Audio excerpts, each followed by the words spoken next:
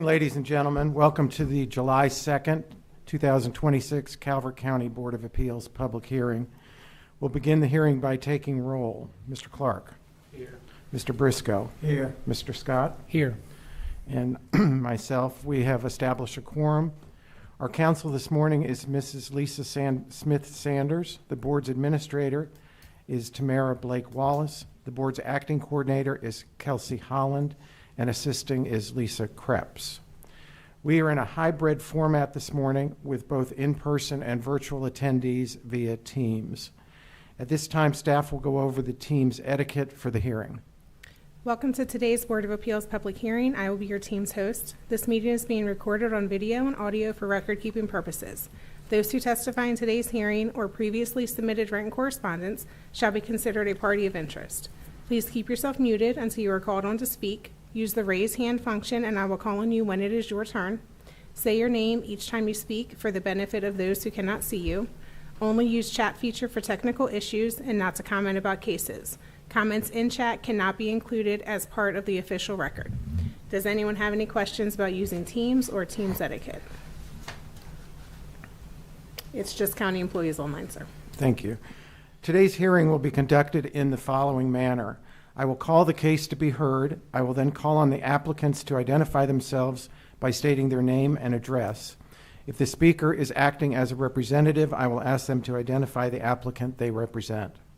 Staff will address the public notice requirement and mark the exhibits, then swear in the applicants and interested parties wishing to give testimony. Next, the applicant will present their case. We ask that the applicant or representative please take the time to clearly address the approval criteria. The board must use this to render their decision for each case. Persons wishing to cross-examine witnesses will be provided the opportunity to do so. This will be for questions only, not testimony. Any person wishing to testify on a case will be given an opportunity to speak. Persons testifying will need to identify themselves by name and address, whether participating in person or virtually. Individuals may be limited to 2 minutes, and a group spokesperson may have up to 5 minutes to speak. Time limits are at the discretion of the board chair. All testimony must be sworn. The applicants will have a final opportunity to respond to any public testimony and present closing statements. The board will make findings of fact based on exhibits submitted and accepted prior to or during the hearing and testimony heard today. The board will render a decision within 45 days after the case is closed, and an order will be issued no later than 45 days after the decision is rendered.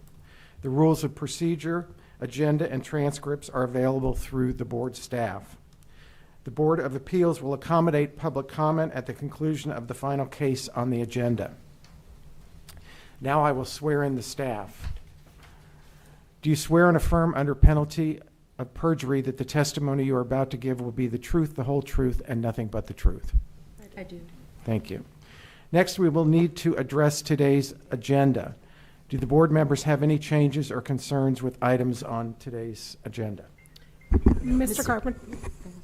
Carpenter, there is an update on a previous Board of Appeals case that has been appealed to a higher court. It's a minor update, but if someone would like to make a motion, we can discuss that under administrative items. Okay. So moved. Is there a second? Second. All in favor? Aye. Okay. So who moved and who seconded? I moved. Mr. Clark, Mr. Briscoe? Thank you.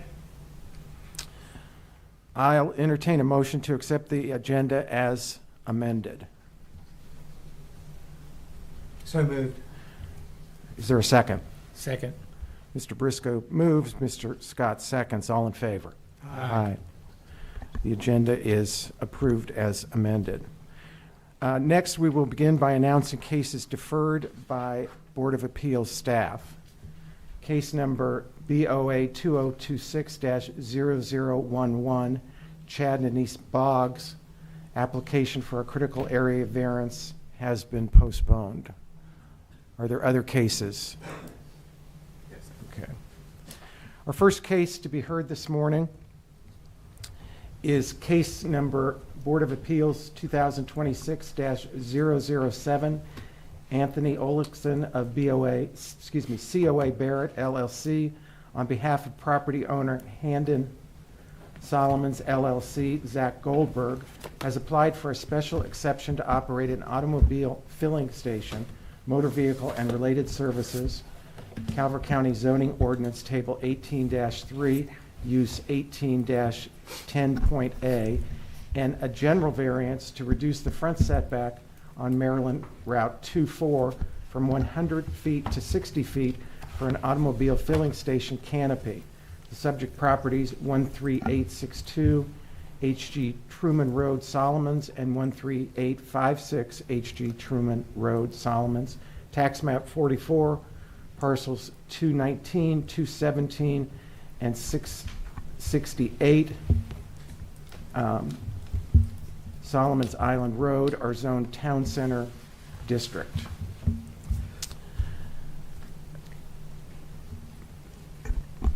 Public notice letters were mailed to the affected property owners on June 12th, 2026. The legal notice was posted to the county website on June 12th, 2026, and published in the Voice of Southern Maryland on June 16th and June 23rd, 2026. We have received the signed affidavit of signposting, therefore public notice criteria have been met. I have marked several exhibits and provided a list of them. Applicant exhibits include the affidavit of signposting. Staff exhibits include the referral package, staff report, field photos, and maps. We did receive an email of concern that is listed as on the agenda. We also received a second email of concern that came in late yesterday. It has been provided to the board, council, and the applicant for review prior to this hearing. If you'd like to review and let me know if you accept or don't accept, and we can read into the record. We'll accept this letter if you would read it into the record, please. Yes, sir. So it's an email from Don McDougall, received on June 30th, 2026.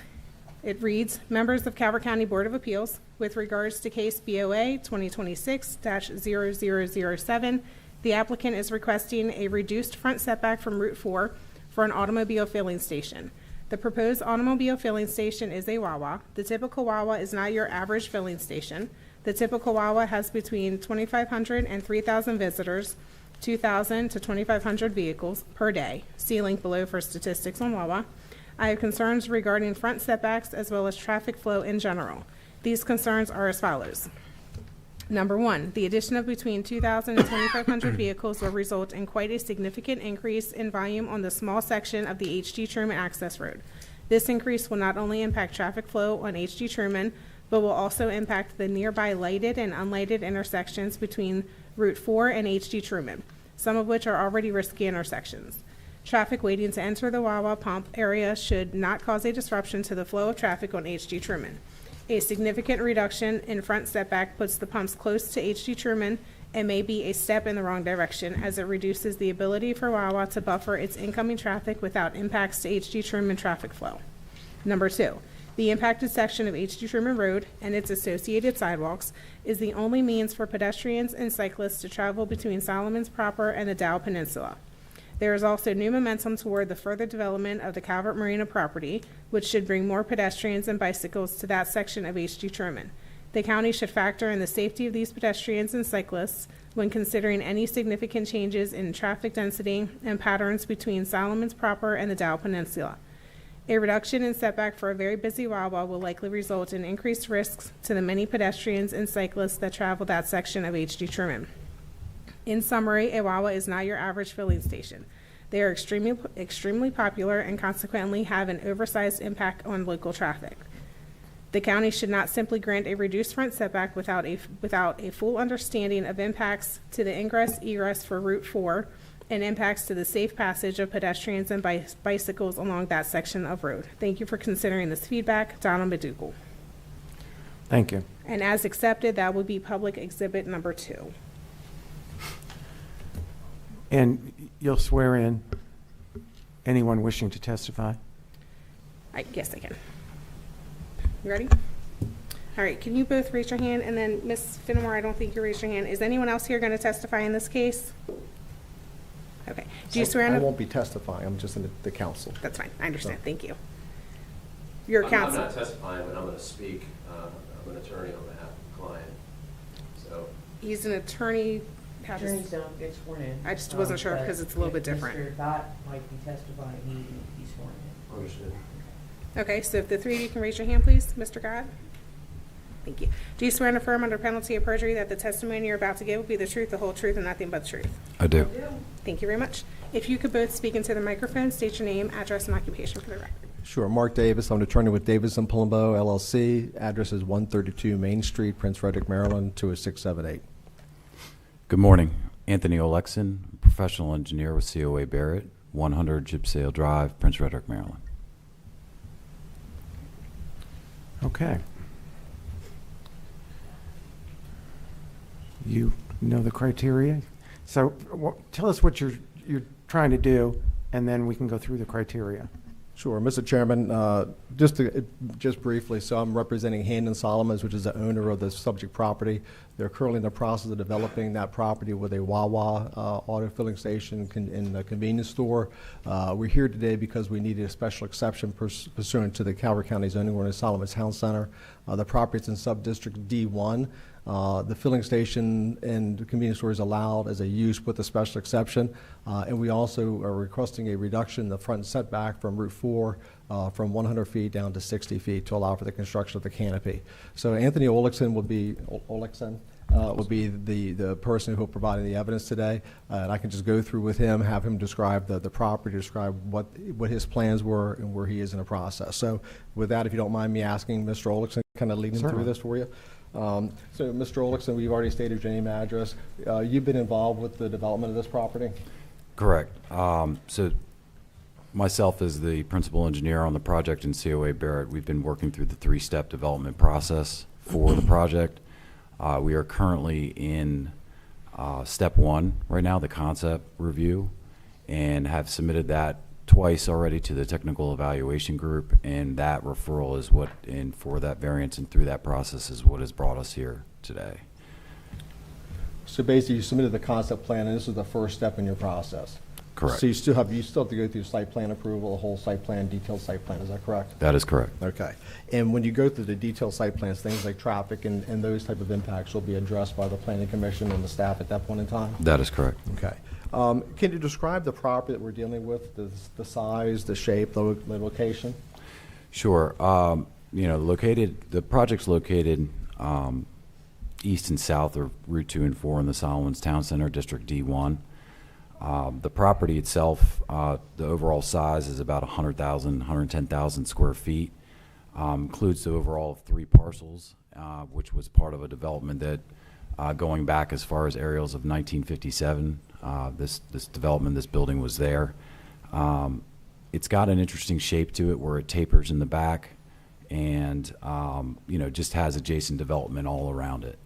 So when we look at these look at these sites, it's those types of nuances and layout and setbacks and everything that kind of give the property an interesting shape. It does not have a ton of vertical relief to it, so there's constraints with how things can be vertically designed as well as horizontally laid out as well. Is the property also unique in that it doesn't actually front directly on Route 4, but there's another public road in between Route 4 and this property? That is correct, Mr. Davis. So our professional land surveyor develops basically the property right-of-way lines, and in a case like this for a commercial development, a full-blown ALTA survey, which includes all the encumbrances, right-of-way lines, and everything that would affect a property. In this area of Solomons, not exactly sure when it would have happened, don't have that history, but essentially there is one right-of-way line for both Maryland State 2 and 4, as well as Maryland State 765, H.G. Truman Road. So there's no dedicated right-of-way associated just with routes 2 and 4. It also includes H.G. Truman. So the right-of-way for 2 and 4 includes both of those roadways and ends up being the front property line of the subject property. And Mr. Olexon, you would also testify that the rear boundary of the property is angular, basically. It's not a squared off lot. Basically, you have an angled rear boundary line. Is that correct? That is correct. And if that boundary line had been squared, you could have pushed the Wawa farther back. Is that correct? That is correct. But because of the shape of the lot, you're unable to do that. And that was one of the reasons why you were requesting the reduction in the front setback. That's correct. Okay. And there's also an existing building on the site. Is that true? That is true. And this site had previously been developed with numerous buildings, and there was a large fire in that area. That is correct. Right around 2021, 2022, a significant amount of the building structure that was there was damaged by fire and had to be demolished given its condition. And what's remaining is going to remain, so you had to design around the location of that existing building. That is correct. Okay. And right now, the site contains a lot of a large concrete pad and gravel area. That is correct. Okay. And you'll be removing a lot of that, and I guess replacing it for the development of the Wawa, correct? That is correct. Okay. Did you want to, do you guys put the site plan up so we could talk to it? If you would like, we can ask. Do you want it to Yeah, talk to that- the site plan? Would the board like us to talk to the site plan? Okay, if we could put the site plan up, I think it'd be beneficial to have Mr. Ulrichsen kind of talk you through that and kind of explain some of the constraints that he was facing when he was designing this project. All right. Thank you. Picture's always worth 1,000 engineering words, so. Tony, that's the referral package, we'll start with page 2, please. Sure. Different Tony. There's a Tony in the back. Oh, okay. It'll take just a second. I'll stick to Anthony today. Just look if I say Tony. Give me back. There we go. Yeah, so Those this- are the photos. Can you pull up the referral package, please? That's showing the extent of the existing foundation of the building that was out there. Page 2.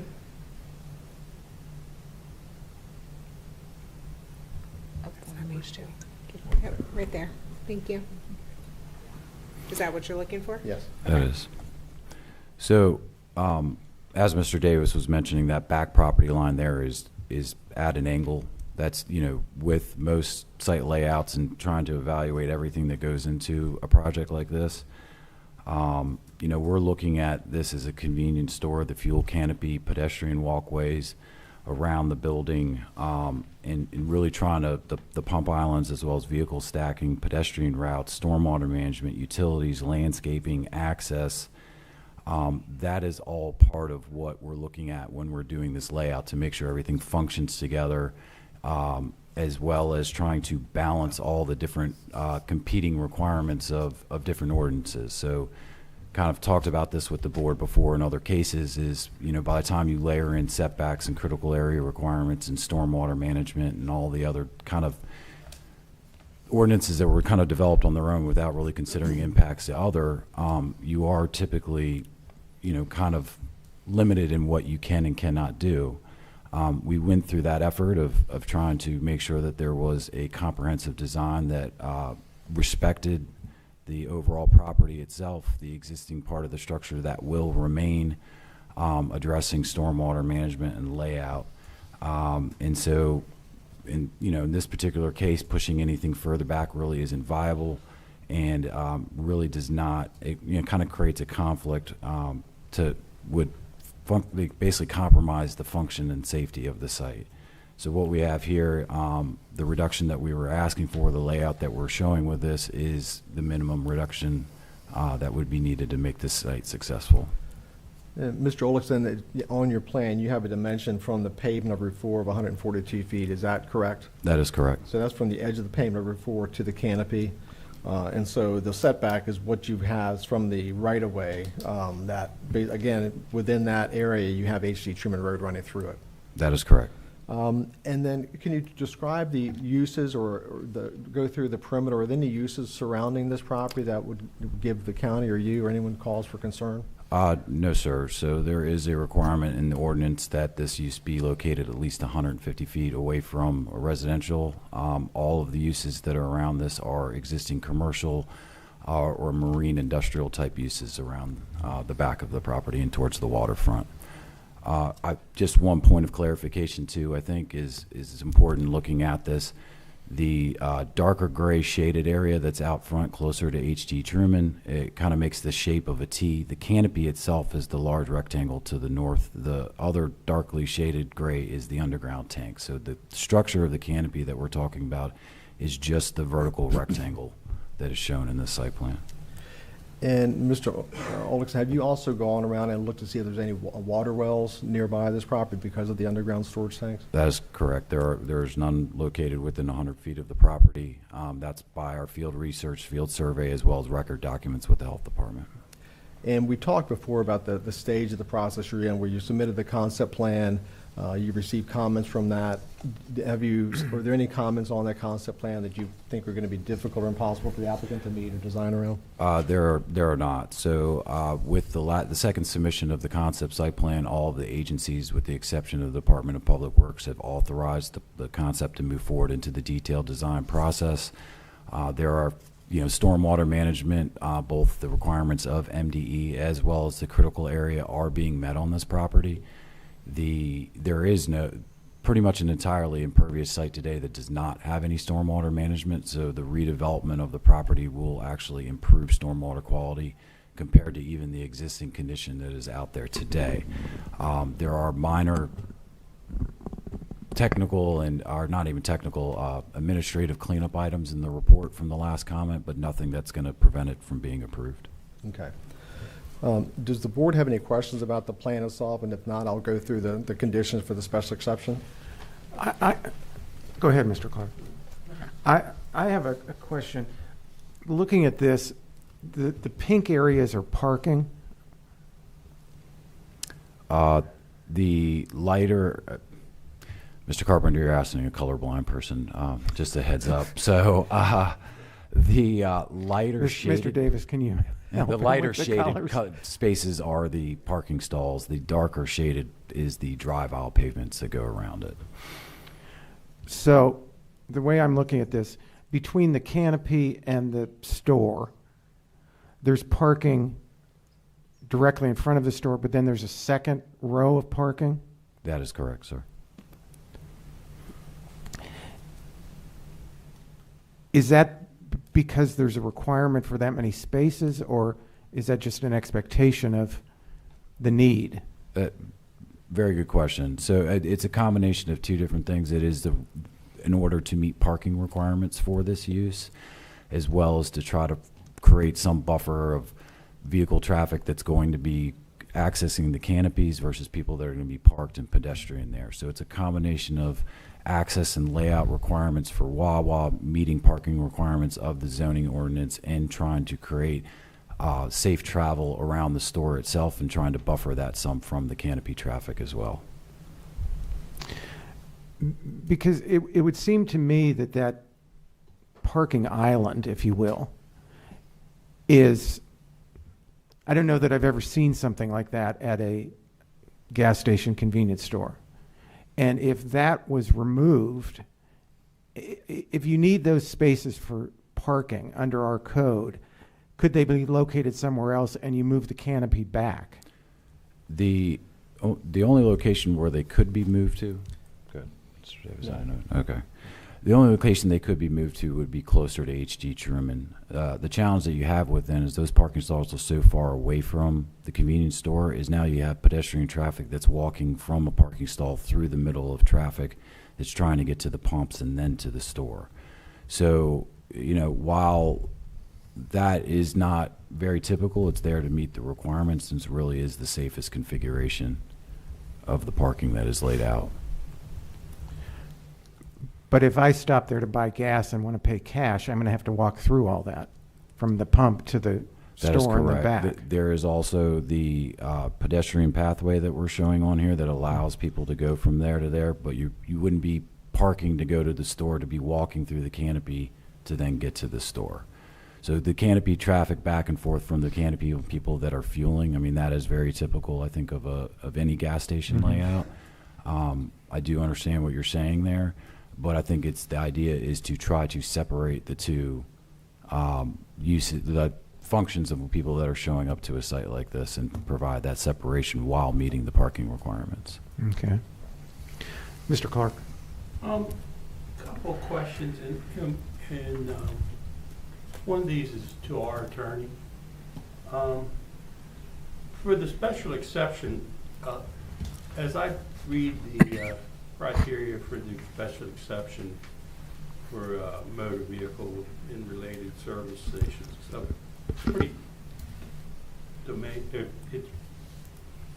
antiquated, to tell you the truth. I mean, a lot of this stuff that for gas station stuff in today's world just doesn't exist. But one of the criteria that stands out for me for this special exception that might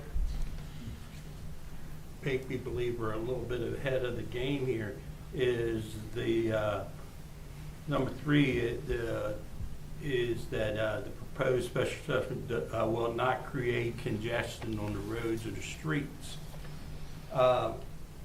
Without some type of a traffic flow or some kind of approved site plan or something from the planning commission, how are we as this board to know how the traffic's going to flow in and out of here? We have a letter that's suggesting traffic flow of 2,500 cars. That seems a little bit now, but I mean, is the average, do you know what the average traffic flow through a Wawa is on a daily basis? If I could address something, so, Mr. Clark, we're at the very beginning stages of this whole process, so the traffic study will be required at the site plan approval before the planning commission. So the traffic will be addressed then, so that's going to be a criteria that they're going to have to address and approve. And Mr. Olixon can talk about this, but typically I believe a convenience store or a gas station are considered more pass-through. They don't create additional traffic on the roads. They basically service the traffic that's already existing on the road. People aren't going out just to come to Wawa. They go to Wawa because they're on Route 4 and they need gas, or they're hungry and want a cup of coffee. I mean, is that true? That is correct. But do you have any internal documents from Wawa? I'm sure before Wawa commits to a site, they do their due diligence and come up with their numbers and their business plan there as to what they feel, how much traffic they'll be able to generate. And not just from the traffic counts that are there now, but what they may also generate by being there to start with as a new business. Yeah, I believe they probably look mostly at just the traffic flow on Route 4, what the existing correct. Customer base is that's already coming through there. I don't want to speak for Wawa, but that's what my understanding is, that they look to service the existing public, the existing traveling public on Route 4, H.C. Truman Road in that area.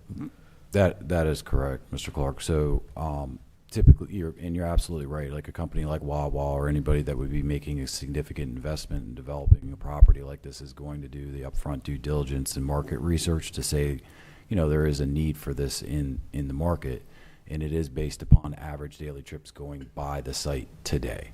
And Mr. Clark, if you're concerned about traffic, you could always add a condition to your approval that is a contingent upon, site plan approval, when the traffic study required and things like that. So that's certainly something you can do to make sure your concerns are addressed. I understand, and that's why I wanted to ask our attorney, are we ahead of ourselves here?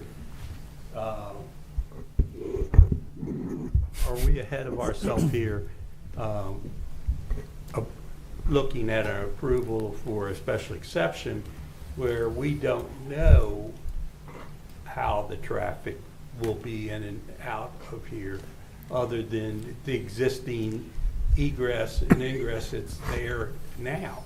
I mean, from the site plan, the ingress and egress into this piece of property is existing ingress and egress that's been there for 100 Ever. years. Or however many years. Yeah. How without, I assume without a site plan, it's hard to say how, will there be improvements to them ingress and egress sections? And what will they be? And is that part of our consideration for a special exception? Knowing how the traffic's going to be before we grant a special exception, or by just putting it in as a condition? I understand your question. I believe the way the criteria is worded, where it says the proposed special exception will not create congestion, I do not know that you all that any of us are at the stage to say that we definitively know the answer to that. I know we have gone round and round on this issue before about getting the concept plans first and then coming and getting variances or special exceptions without the full information. The board could choose to make certain conditions, but that may also mean that the applicant would have to come back, because if there is a traffic study done, the board has now made a finding that there will be no congestion, but if a post-hearing traffic study comes out and says it will change congestion, I do believe that that is an issue. I know that we have set up this system of doing the concept review first and then getting the special exception first and then going forward with the project, but it does require the board to make a finding of fact when they do not have all the facts in front of them. And that gives me a lot of indigestion in trying to do that. So, Mr. Clark, if you allow me to explain the site plan process. Okay. So during the site plan process, they have to be, the plan has to be reviewed by the Department of Public Works. So they look at the ingress, the egress, they make sure that it meets all the conditions of the county's ordinances. And they also ensure that all traffic studies and things of this nature are adequate. So if they find that there are changes that need to be made to the intersection to accommodate this, that will be happening during the site plan process. So like they were saying, you could put a condition that they meet these conditions based on DPW's review. So. Yeah, but they wouldn't be specific conditions. They'd just be conditions that they meet the Planning Commission or the Department of Public Works review of what they consider to be their ordinances. But we're being asked to okay a special exception for the gas station, and the traffic part is part of that considered criteria for the special exception without that information. Now, and it's pretty hard to put conditions on something when you don't have all the information to be able to do it. I mean, how, you know, am I going to sit here and say, well, I want you to do a traffic study on the traffic, how it affected traffic that goes under the Thomas Johnson Bridge and goes across over into St. Mary's? How is it going to affect the ingress out onto Route 4 northbound at in front of the West Marine store? How is it going to affect the ingress into 765 out in front of the post office, which is a pretty tenuous spot to start with? And how is it going to affect the ingress out on the Route 4 up by Solomon's Landing? And how will it affect the lighted intersection up at the other area? I can include all them in my conditions, but I don't have any information to eliminate any of them out of it. And maybe that's what we have to do, is put that in as a condition, that whole corridor there. But if we knew how the traffic was moving better, we could eliminate some of that may not cause as many headaches for everybody. Mr. Clark, I believe most of those concerns would be addressed by the traffic study. I have Mr. Olekson talk about the typical traffic study and what they do look at and what would be required for Planning Commission approval. Right. But back up a second. This approval is not based on the Planning Commission. This approval is based on the Board of Appeals. And what we understand and the way we interpret what comes from the Planning Commission. But for us to give you a special exception for this, we need to know and see what the Planning Commission requires you to do Mr. Clark, before we give the special exception. Could you include a condition to the approval that a traffic study will be performed by the applicant as part of the site plan and Planning Commission approval, and that they would have to be satisfactory to Planning Commission approval in order for them to approve the site plan? Basically, we've got to have an approved site plan or approved traffic study as part of the site plan approval. That's going to address all your concerns at that point in time.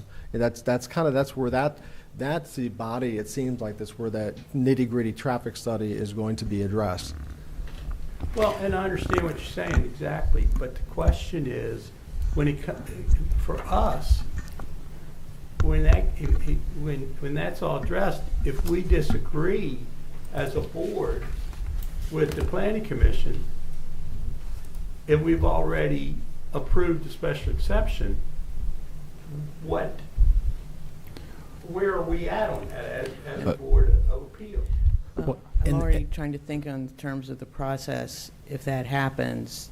So if the board conditions the special exception on having, getting site plan approval from the planning commission, and they don't get approval, then Yeah, but they that also don't doesn't- have a special exception. That doesn't matter. Mhm. It is, if this, just because the planning commission says this is okay, you know, this meets this, and this board may have some concerns about the traffic flow. And if this board is not comfortable with the traffic flow and things like that, and we've already approved the special exception, and then the planning commission gives all these approvals, where does that leave us? That doesn't, does that mean we can bring them back in and revoke their special assessment, their special exception?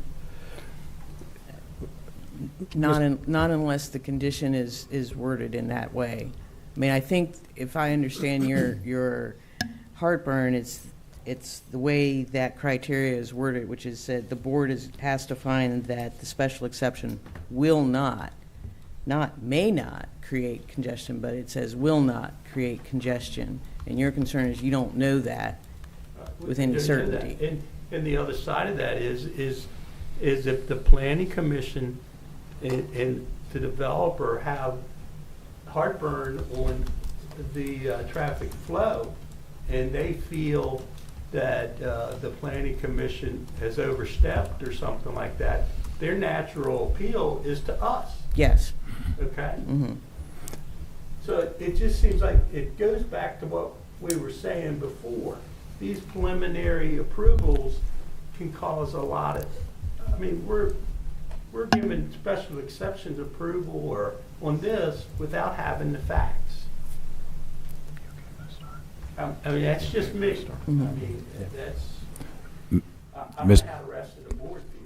but- Mr. Clark, may I? Mr. Clark, you're absolutely right, because the third criteria, the proposed special exception will not create congestion on roads. And if the planning commission and the traffic study determines that it will, then the applicant would be within their right to say, well, the Board of Appeals has already done this. Mm. So So- you and we are between the same rock and hard place on this.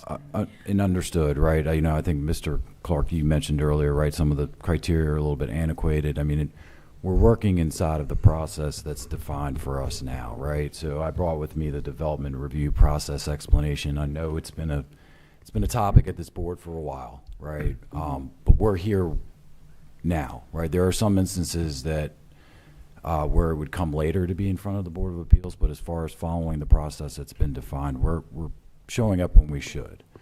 I do want to add one thing before I get into the details of the traffic study, because I think, Mr. Clark, you brought it in. I live down this way as well. You know this. All of those driveway entrances that are there today are driveway entrances, right? Like you asked, like, hey, like, what are you going to basically do to improve facilitating traffic in and out of this site? So, and that's kind of what the site plan is showing there, is we are taking out just those typical like driveway, more like a residential driveway cut, and putting in full, radius curbs, right, to facilitate people. Commercial entrance, thank you. To facilitate people in and out, right? So we're not just trying to leave what's there and avoid like a permit with SHA. We're actually going to rebuild those and make them more appropriate to a commercial development. But one question on that is the ingress and egress you have to the north on this site plan is the existing one that's there now. And the existing one that's there now is also utilized by the property, the lots and stuff in the back on the water for So, traffic, and they move, sometimes they move boats out through there.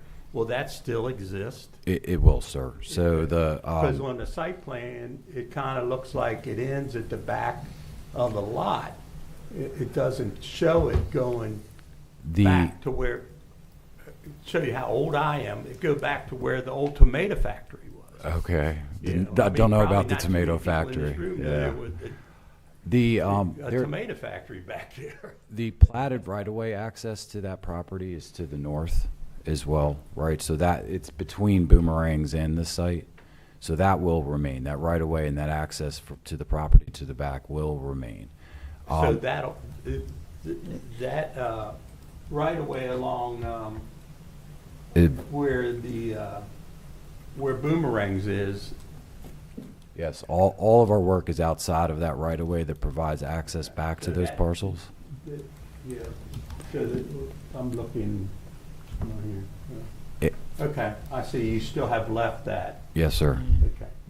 And there is a relationship between our client and the owner of that property as well. So we are working, hand in hand with the owners to the rear of the property as well to make sure that we're not impacting their operation as well. Mr. Davis and Mr. Olgson, let me ask you for clarification. If the board were to grant the special exception with the condition of getting the site plan approval and doing the appropriate environmental and community service studies, and you don't get approval farther down the line in this process, then you got to go back to square one. Correct. But Correct. if you don't get the approval, it's dead. But if you do get the approval and you keep moving forward, I guess at that point,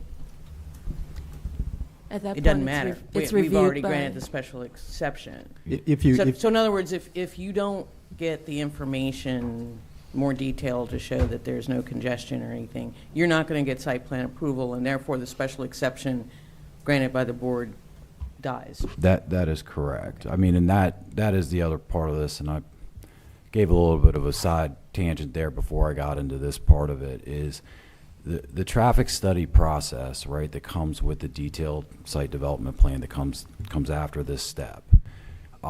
It's not arbitrary, right? Like exactly what you were talking about, Mr. Clark, right? So we submit a scoping form to begin with that basically says, hey, this is the number of anticipated traffic that we would see with this proposed development. That is submitted by a traffic engineer that we would typically work with. So like Len, our traffic consultant, traffic concepts, professional engineer that's focused in that realm. They provide that scoping to the Department of Public Works. And the Department of Public Works defines, based upon that, what intersections, what roadways, and things like that need to be studied. Traffic counts are completed, and a traffic model and full-blown study are then prepared with the detailed site plan process, right? Again, following the process that we have in front of us and what we kind of need to follow here. So that goes through a review process with DPW, and I believe they actually have a third-party consultant now that is also reviewing traffic studies as well as our professional engineer. They go through that process, make sure that it is correct, and that's what gets presented to the Planning Commission as well. And a certification that the site plan is going to meet all adequate public facility ordinance criteria, right? That is in the zoning ordinance, which includes congestion and specific levels of services and things like that, of intersections and roadways and turning movements and lights and everything. Like, it is a defined requirement throughout that process of what is an allowable amount of congestion or not. So it's not, arbitrary of how we're looking at that. That's what works through, in my opinion, is the most, of course, I'm biased because I am an engineer, is most appropriately done between engineers and reviewed, and then presented to a board like yourself or the Planning Commission to say, hey, does this meet adequate public facilities? Is it a last check and balance that report, that scoping study meets the requirements of the APFO and the zoning ordinance. So, So- Mr. Clark, to answer your initial question, I think that the board can condition the special exception on appropriate approvals of public facility and traffic studies, because if they don't get that, they can't move forward at all. That's And then the correct. special exception is void at that And that's- point. and that's But more if of an- they do get it, then the board has done what it needed to do. So I think it's an issue of how you frame your condition if the board chooses to grant that special exception. And I think in that case, you're looking at an objective standard also, because it's basically you have engineers look at it, evaluate it, and give you specific criteria. They have met these specific criteria, they meet the APFO requirements. So as opposed to subjective determination, you've got, objective, specific criteria that they're basing that approval upon. Right. And another question, being these are state roads, how much weight comes from the state of Maryland on the ingress and egress in and out of this piece of property? Is there criteria that has to be, not just county criteria, but also state criteria that has to be met? And how do, Very good question, Mr. Clark, and the answer is yes. So the state is involved in two different aspects of this three technically. They are reviewing the site plan. They are part of the technical evaluation group that reviews technical site plans. They will also review the traffic study as well. And then we will also have to prepare a separate set of plans specifically for a state highway access permit onto that road. So the state will have three different opportunities where they're looking at the plan and the traffic analysis of this development. So basically, the state, the northern ingress and egress and ingress into the proposed site, then that is just, and then you're leaving the road that's next to Boomerang's there. Yes, sir. Are they two separate, or is that one big opening right now? I'm having trouble pulling it up in my head as many times as I've gone past it. And it may show maybe in some of the photos that are there, and I'm trying to do the same thing, Mr. Clark, and kind of remember in my head. I believe they're all separate right now, and we're maintaining them to be separate. But it's still, for me personally, the traffic flow in and out of here and things like that is a bigger issue for me than the setback. Understood. And I think we're trying to make sure that we are doing this the right way. I mean, we're not going to try to skip Well, and I'm any not steps saying with this. and trust me, I'm not saying you are, but I've lived it for close to 50 years, and before the 2 and 4 was 2 and 4. 2 and 4 was there, Yeah. and seen some of the things that have happened with the traffic that the state has approved and the county has approved that just didn't work. And for me, as an individual, to rule on a special exception without knowing what how the traffic's going to be is, that's part of the criteria for me to okay or not okay a special exception there. And if I don't know that, even with conditions, if I don't know. Tony, what could it you bring up is- attachment 13, please? I'm sorry. I was asking Tony to bring up attachment 13. Yeah, if I don't know what it is, The referral in my package. conscience, how am I supposed to do that? I'm sorry, And fill that's what, photos, fill photos. And if we have a somewhat approved site plan, but also, I have some other little questions that really probably don't pertain to us as a board, but that would be answered. We're here, go through the criteria. One of the criteria is create a fire hazard. Does the tanks being all the way in the front of the lot, does that create any kind has the fire marshal hummed in and said, these shouldn't be this To number close 12, to Tony. 765 and Route 4? Should they be in? not my area of expertise, Mr. Clark, particular to Yeah, that. mine neither. And that's why it's hard without some type of preliminary or approved site plan, not from the tag team, but from the planning commission. So, for me, I tend to rely on the experts for that through the process. I mean, where we're at here again is we're in front of you at the time that the process tells us that we need to be in front of you. So, Mr. Clark, I will assure you that all of that is looked at during the process and permitting process. Fire marshal looks at it, health department, DPW. Like Mr. Alexis said, there is an extensive traffic study that's done. State Highway will have the ultimate say-so in this traffic study at this point. So, like I said, conditions can be put on that they meet those criteria from the board, and then that Right. covers the Board of Appeals. But still, we have to be the ones to be satisfied to give the special exception. That's at your discretion. Not DPW, not the state of Maryland, this board. And if this board doesn't have the facts to be able to do that, how are we supposed to, with good conscience, set up here and say, we'll give you the special exception under the condition that this, and this? But that doesn't mean once the condition, all that's worked out, that us as a board are okay with that. So, I mean, the board can set whatever criteria, conditions, they can have them come back But we with can't certain set- information. We can't if set the that's- conditions without knowing what we're setting it for. If you want them to come back with certain information, you can postpone, but they cannot move forward with any of the site plan process for approvals until a special exception is granted. Now, we can ask them to submit a traffic study at this point to be reviewed by the agencies and come back to the Board of Appeals. I mean, that's at your discretion at this point. Well, I've talked enough.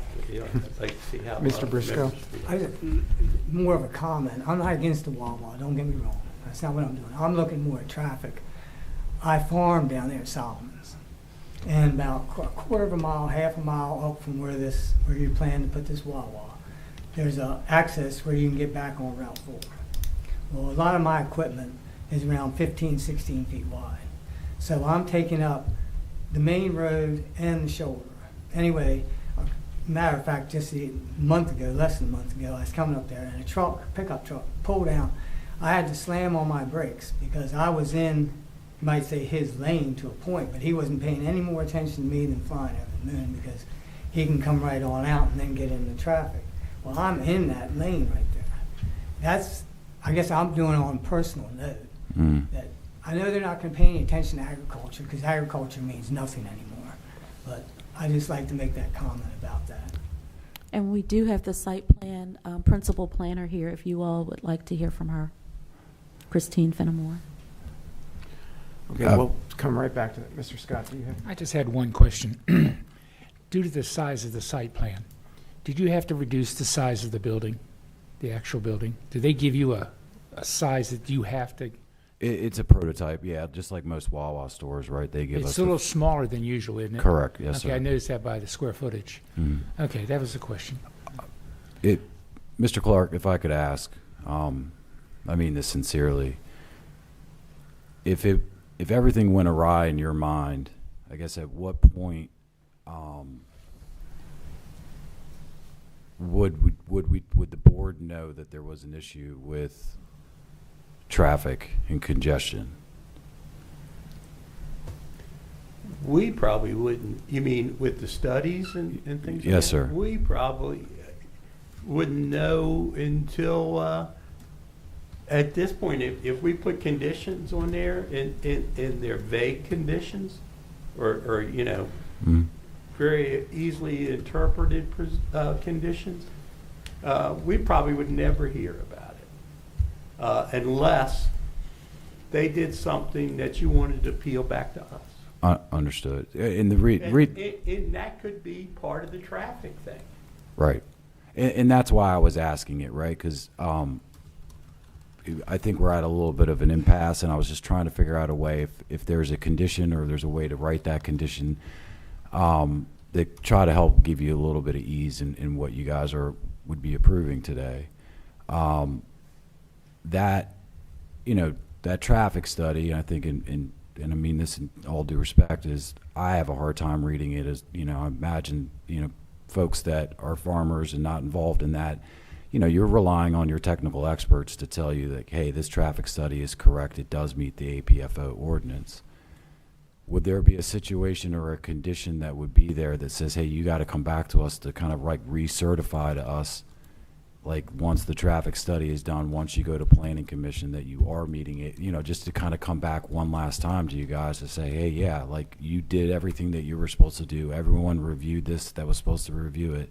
And those approving authorities that have approved it in according with the ordinance. So therefore it's consistent with our original approval of in condition of the traffic study. My concern with that, Mr. Olson, would be that we would, in essence, be conditionally granting the special exception, which I'm not sure allows you to move forward because it's conditional on something that's going to happen later. Well, We would not be able to get final site plan approval without the final approval from the Board of Appeals. So if you condition the special exception on meeting final site plan approval, traffic study, and so forth, then when those conditions are met, then the special exception is effective and then they can go forward. But to kind of wait to the very end for these kind of threshold issues puts the applicant in a tough spot too, because they're spending hundreds of thousands of dollars going through all this. So this is kind of a preliminary thing. Hey, can we meet these preliminary criteria?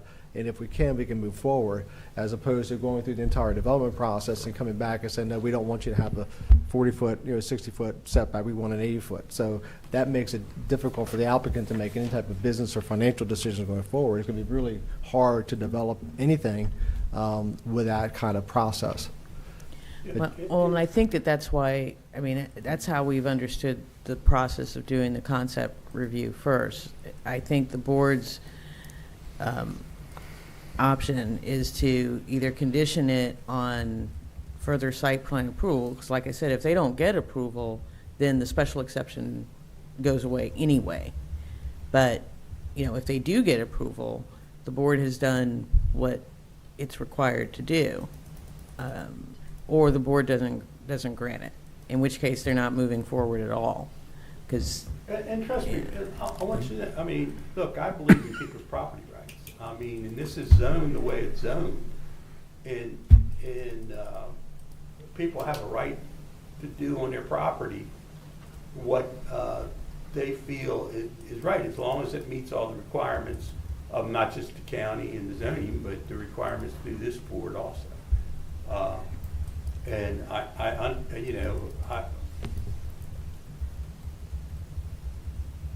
just feel, that way that it, if it goes there, they have a right to put it there. Right. They pay the taxes, it's zoned the right way and all that. But I just want to make sure that we're meeting the criteria of what this says, that it doesn't create a traffic issue. And we don't know that. But how are we supposed to be able to say, yeah, unless the attorney can help us come up, or can help us put in a special condition? I think that the condition is that they have to meet final site plan approval, including but not limited to a traffic study,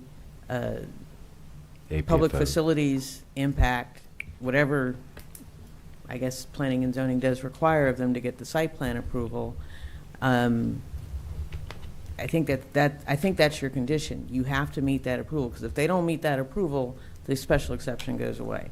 And that process is designed to make sure that the traffic is safe, that the ingress and egress is safe, that we don't have an undue burden, and they're not going to get final approval of this project unless that happens. So if that's the condition for the special exception, I believe the board has done its duty. In reality, in doing your duty is what we want to do, but we want to do our duty in the right way. And I'm at a disadvantage here because I know how the state works. And the state is going, if it comes out that there's some major things that need to be fixed, the state isn't going to pay for it. Developer's going to pay for it because the state, they're not going to put their own money in it. And it's not a county road, so the county really has limited ability to affect the traffic flow there. And I think you can condition it on meeting state requirements too. You can say you need to meet all the site plan approval process, And which Mr. Clark, includes the traffic study. And Mr. Clark, as you know, that site plan process is exhaustive. I mean, they look at pretty much everything. All those factors, all the different departments have to weigh in. So it's an exhaustive process to make sure that this project is suitable for that site. I see that we have somebody who's waiting to make a comment, but Madam Administrator, if I may make this before I forget, because I will forget, a note that perhaps the way the criteria are worded should be looked at if we're going to adhere to this process of doing concept reviews first, that the wording on some of those criteria need to be such that the board can still grant, if you will, preliminary approval without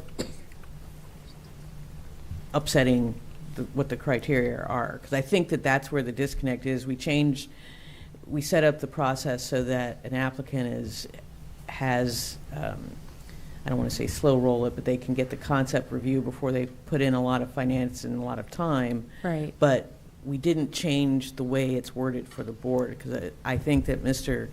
Clark's concern really is that language that says, we I'm pronounce that already there will ahead be of no you. congestion. Yeah. So let's change that. Yeah, I'm already ahead of you. I already Okay. noted, so thank you. Very good. So, thank you, Council, and I appreciate everything you said, and I agree with your approach on the condition with this as well.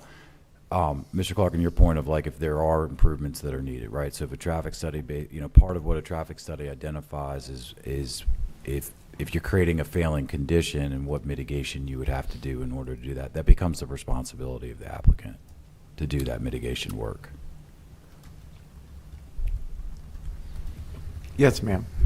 If I may. Chris Fenimore, I'm with the Department of Planning and Zoning, Principal Planner.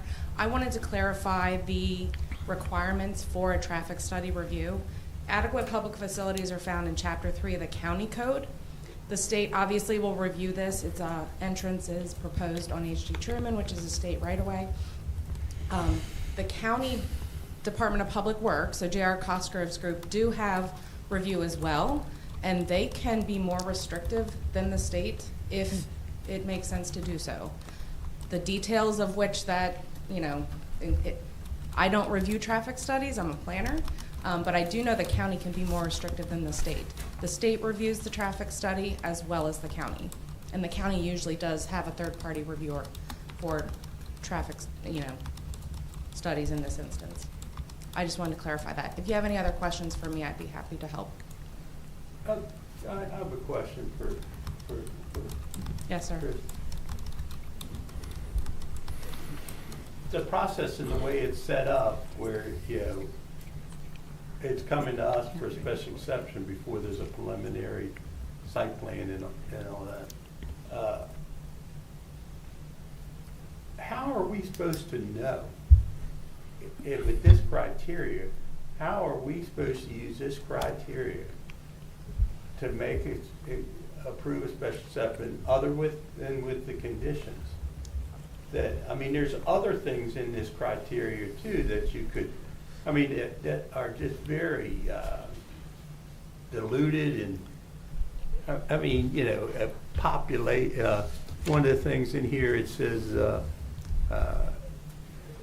unduly concentrated population. Now, what does that mean? Does that mean people that are going gonna walk up there and stand out there and drink coffee in the morning, or is that, I mean, some of this stuff is just, who writes this stuff? Is this written by the Board of County Commissioners? Because I may have been one that wrote it, I don't remember. But, it's just, I will let someone else confirm Well, that for you, while sir. we understand what the issue is, and we are in full agreement that it needs to be looked at, so we will go back and take a look at this.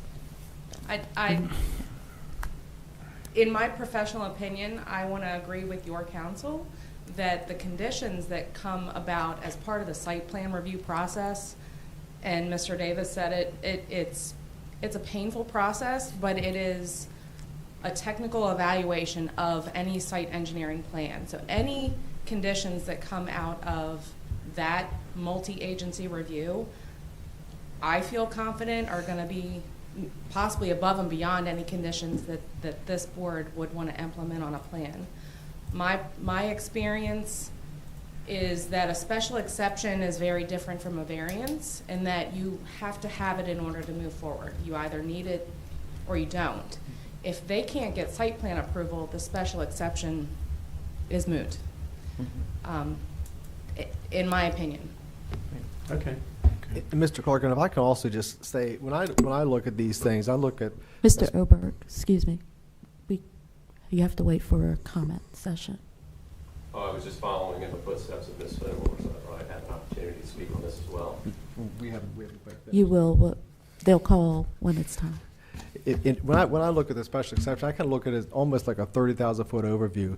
This use is allowed by the zoning ordinance in that district as long as it meets certain overall criteria that's appropriate for that area, that vicinity where we're proposing for it to be. So it's not like you're putting an asphalt plant in a town center. You're not putting something that's not correct for that location. We're in the town center. This is, in my mind, it's an appropriate use for property within the town center to serve the general public in that town center, promote the general welfare of the public, to give them more options for fuel, for shopping, whatever it might be. So I look at the special exception as, this is not it's going to be a burdensome or terrible use within that district. And you guys can put special conditions on it. Hey, make sure that you do X, Y, and Z. But overall, the use has been an approved use. We just want the board to look at to make sure there's nothing about this use that's going to be a bad thing for that vicinity. So that's how I've always kind of looked at a special exception, kind of a 30,000-foot overview. Is this use appropriate? The county has says it is, but they just want you guys to look at it to make sure there's nothing about it that really gives you, like you say, major heartburn.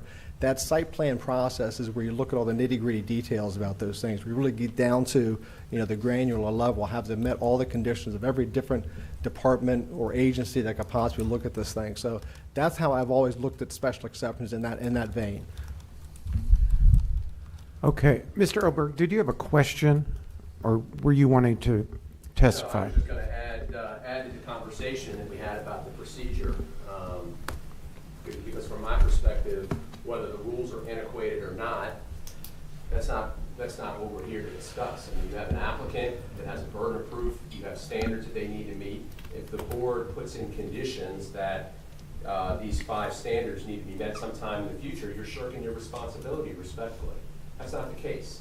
You have a decision to make. You've got to show, the applicant has to show that it will not create congestion for whatever reason. Now is the perfect time before they get too far into the project to do that. If it means a traffic study, great, but now is the perfect opportunity before they spend a ton of money to get that answer, because you all have to be satisfied, not the planning commission, not somebody else.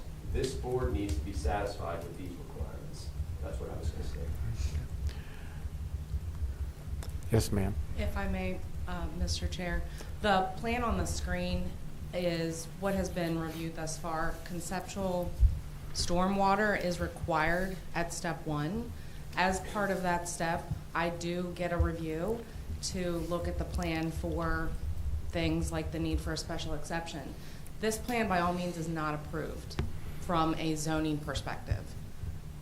There may be things that change, for example, the entrances have to be looked at. You brought that up, Mr. Clark. So while the variance and the special exception are in your house at this point to look at, if anything as part of the variance changes, they would have to come back to the Board of Appeals. But the site layout you see is not approved by the technical evaluation group. As part of the site plan process, they're going to have to get approval from all the review agencies. I just wanted to point that out to clarify. Okay. Thank you. Chris, let me ask you a question. Yes, sir. When you look at the site plan, and you have the two locations where the ingress and egress are, that whole front there is one big open parking lot. So, I mean, is there, and the engineer may want to address this too. If they come, if you come at it, if you're in the Wawa and you want to, or not want to, but you come down and come in front of the veterinarian thing and go out there, is that would that be part of the study? Because there's 3 or 4 ingresses and egresses in that one strip. Will that be remodeled in any way or refurbished in any way? Because that's all open. Actually, it's all the way open, all the way down to Hollywood Drive. So, I'll just add that all of that, Tony can answer specifics. I'll add that all of that is reviewed as part of the site plan process, mostly by the Department of Public Works, but I had some of the same questions that you do with regard to access. They're great questions. They do get reviewed by Public Works, Public Safety, Department of Planning and Zoning, and then whatever Tony would like to add. This is a site redevelopment. It's somewhat unique in that it is currently all kind of open to the road as far as access. that was part of our consideration and development of the design that you're seeing in front of you right now, Mr. Clark, right, is we're creating those landscape or buffer islands with curb and gutter to try to channelize traffic from the Wawa to their 2 dedicated entrances. What I believe we're showing here is an improvement over just kind of that open concept that allows people to kind of come and go in and out anywhere. Is we're consolidating those points and eliminating some and doing more of a commercial access. That is the other thing to me is when I look at this from an engineering standpoint, like H.G. Truman is an access road. It's a secondary access road off of Route 2 and 4. I would have more concerns if this thing was accessing directly from 2 and 4, but this is a 30-mile-an-hour local road that is already accessing gas stations and other commercial sites in the same shopping center today. So I don't think it's a change. For the negative to this, I think it's actually a betterment to what is the setup is out there today. That's exactly what, in my mind, we need to achieve, is a better. Let me ask you one quick question, and I don't, it does pertain, this is,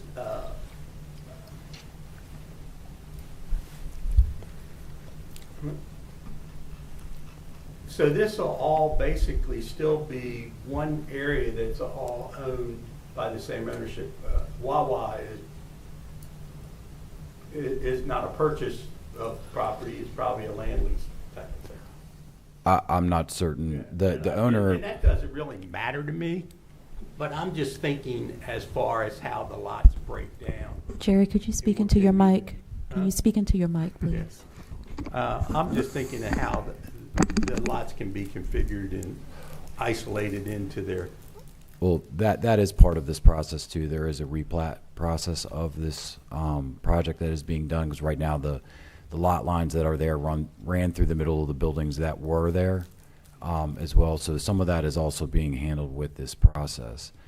When it comes to the traffic study, and I think just in response to Mr. Oberg's point of, again, we are following the outline and the process that we are told to follow according to the county.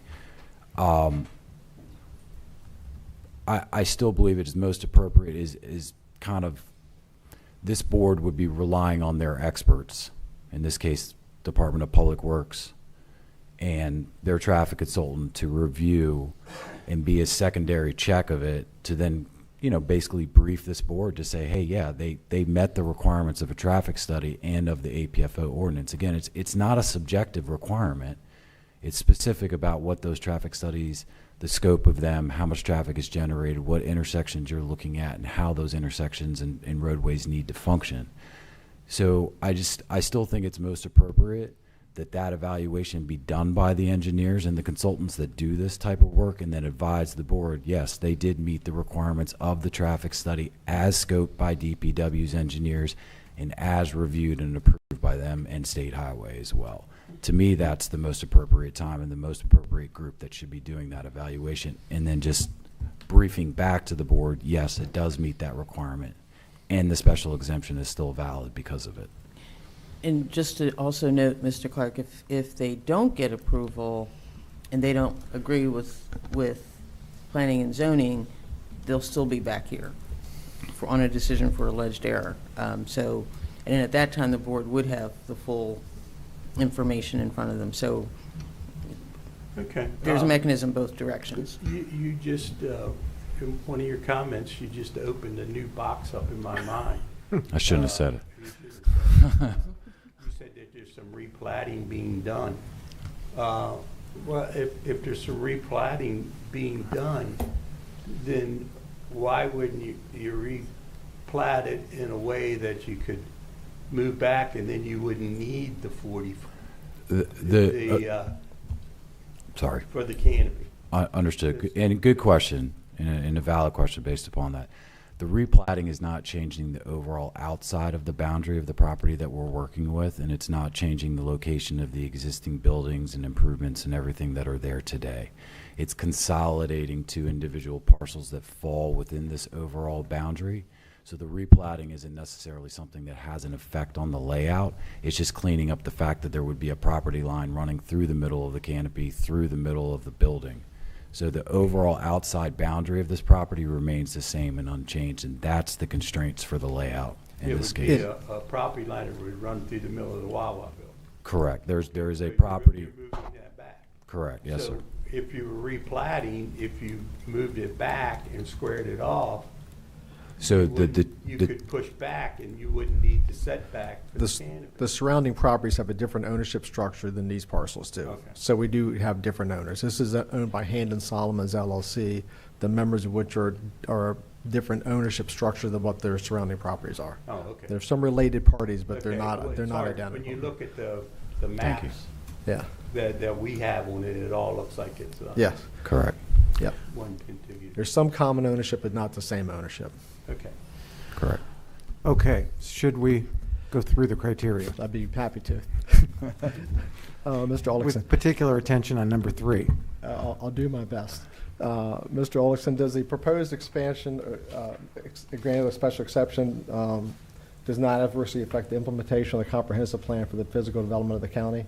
That is correct. The proposed use is consistent with the goals and objectives of the comprehensive plan, and is consistent with other uses in the area.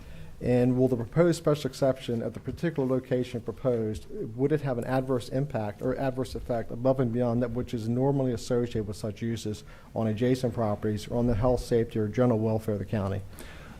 There would be no impact. This Wawa is similar to other Wawas that are already established in Dunkirk, Prince Frederick, and Calvert County here. We've looked and made sure that we don't have residential properties within 150 feet. We don't have any wells within 100 to meet those criteria. And trying to preserve general welfare by providing, an automobile filling station, convenience store to serve the general public in this area. And will the proposed special exception create congestions on roads or streets, create fire hazards, tend to overcrowd land or unduly concentrate populations, interfere with adequate provisions for schools, parks, water, sewerage, transportation, or other public services, or adversely interfere with the surrounding environment when compared to other permitted uses? I think that's the key, compared with or to other permitted uses. Can I just say no? Nice try, though. It does help if you give us a little bit of a hook. So You got it. we're- So no, I mean, this is a typical use. And again, the traffic congestion and everything, evaluation of roadways and traffic and everything is going to be done through the process with a full-blown traffic study. This use is no different than any other, commercial convenience store and gas station filling use, in a Wawa that we've seen anywhere else here in the county. It's got direct access to HD Truman and 2 and 4, and then we're not impacting any environmentally sensitive areas. We actually would be improving the water quality and stormwater management in this area through the redevelopment process. And if I could point to the board, the last clause of that criteria, it says when compared with other permitted uses. So you're looking at this use as far as congestion, traffic, when compared to other permitted uses. Does this unduly affect those items as that other permitted uses would not? So I think that's kind of the window you look at. You say, is this this use is permitted, but compared to other permitted uses, it's way off the charts. That's how you're supposed to judge that criteria. And it's not like an absolute will it create congestion, whatever, but when compared to other permitted uses, is it abnormally an abnormal burden on the property or on the surroundings? Okay. As far as the fourth one, as far as can be conditions required by the Board of Appeals and those specified in the ordinance, as far as you can meet any conditions that are imposed by the ordinance, and if the conditions are from the Board of Appeals that you get site plan approval, of course, that's determining if in fact you do get site plan approval. Is that correct? That is correct.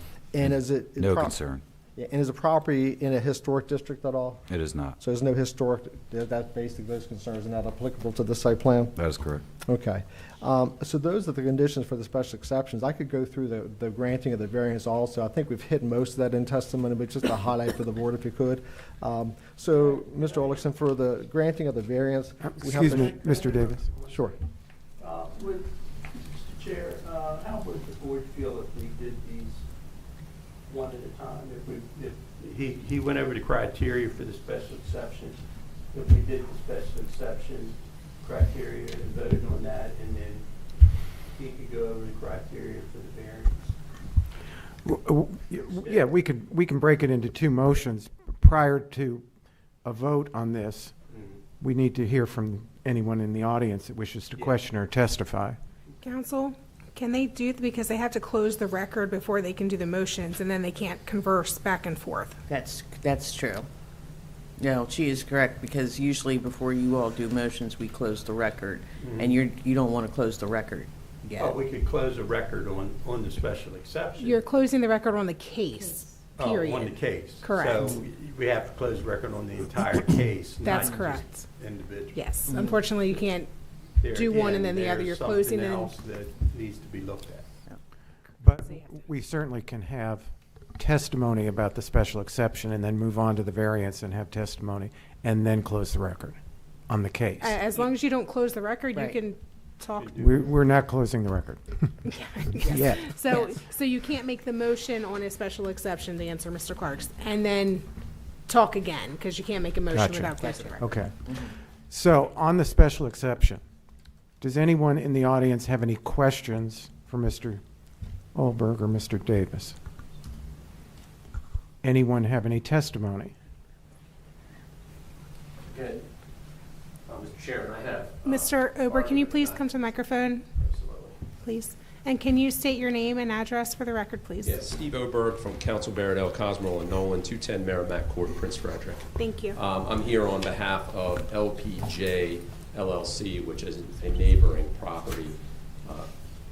I'm here to make an argument, not necessarily provide testimony. So I have two questions. Number one, is now the appropriate time, Ms. Sanders? And number two, am I limited to 2 minutes, 5 minutes, or what are my parameters? I believe you're limited to the 5 minutes because Yeah, you're speaking on behalf, counsel. Unfortunately, we have never totally restricted lawyers from talking. I understand why, but it's also within the chair's discretion. So, I mean, I would say that Mr. Oberg, he has an interference, and he's I don't think it's the 2 or the 5. I think he. Yeah, I would agree. Yeah. I think the other question was, is now the appropriate time? Are you speaking to the special exception or the variance?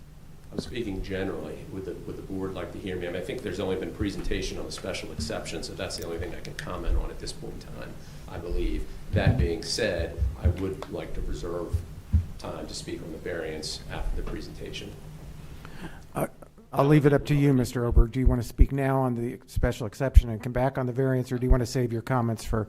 I would. I'd like to just go ahead and speak on the special exception, and I'll be brief on it. I'm not even sure I'll get to that 2 or 5 minute mark. Okay. You know, there's an adage in the law that if you have bad facts, argue law. If you have bad law, argue facts. And I think in this particular situation, the applicant, with respect to that traffic issue, they have bad facts, and so consequently, there's an argument about this, you know, the procedure, et cetera. And as I stated previously, we are where we are. I mean, the board has a responsibility. The requirements are set forth very, very clearly in the code. It is the board's job to make that decision now based on the presentation that is before you. It is not appropriate for the board to, while you're certainly able to put conditions on the approval, it's certainly not appropriate to basically condition all 5 of the requirements that the applicant has to meet. With respect to the traffic issue, even Mr. Alexin indicated he's not a traffic expert. Nobody in this room is, I don't believe. But what we all know is H.D. Truman Road is a 2-lane road. So there's going to be no acceleration or deceleration lanes out of there. This has an opportunity to be a giant mess. We pointed out earlier that the configuration, you've got this kind of wonky island in between the fuel pumps and the building itself.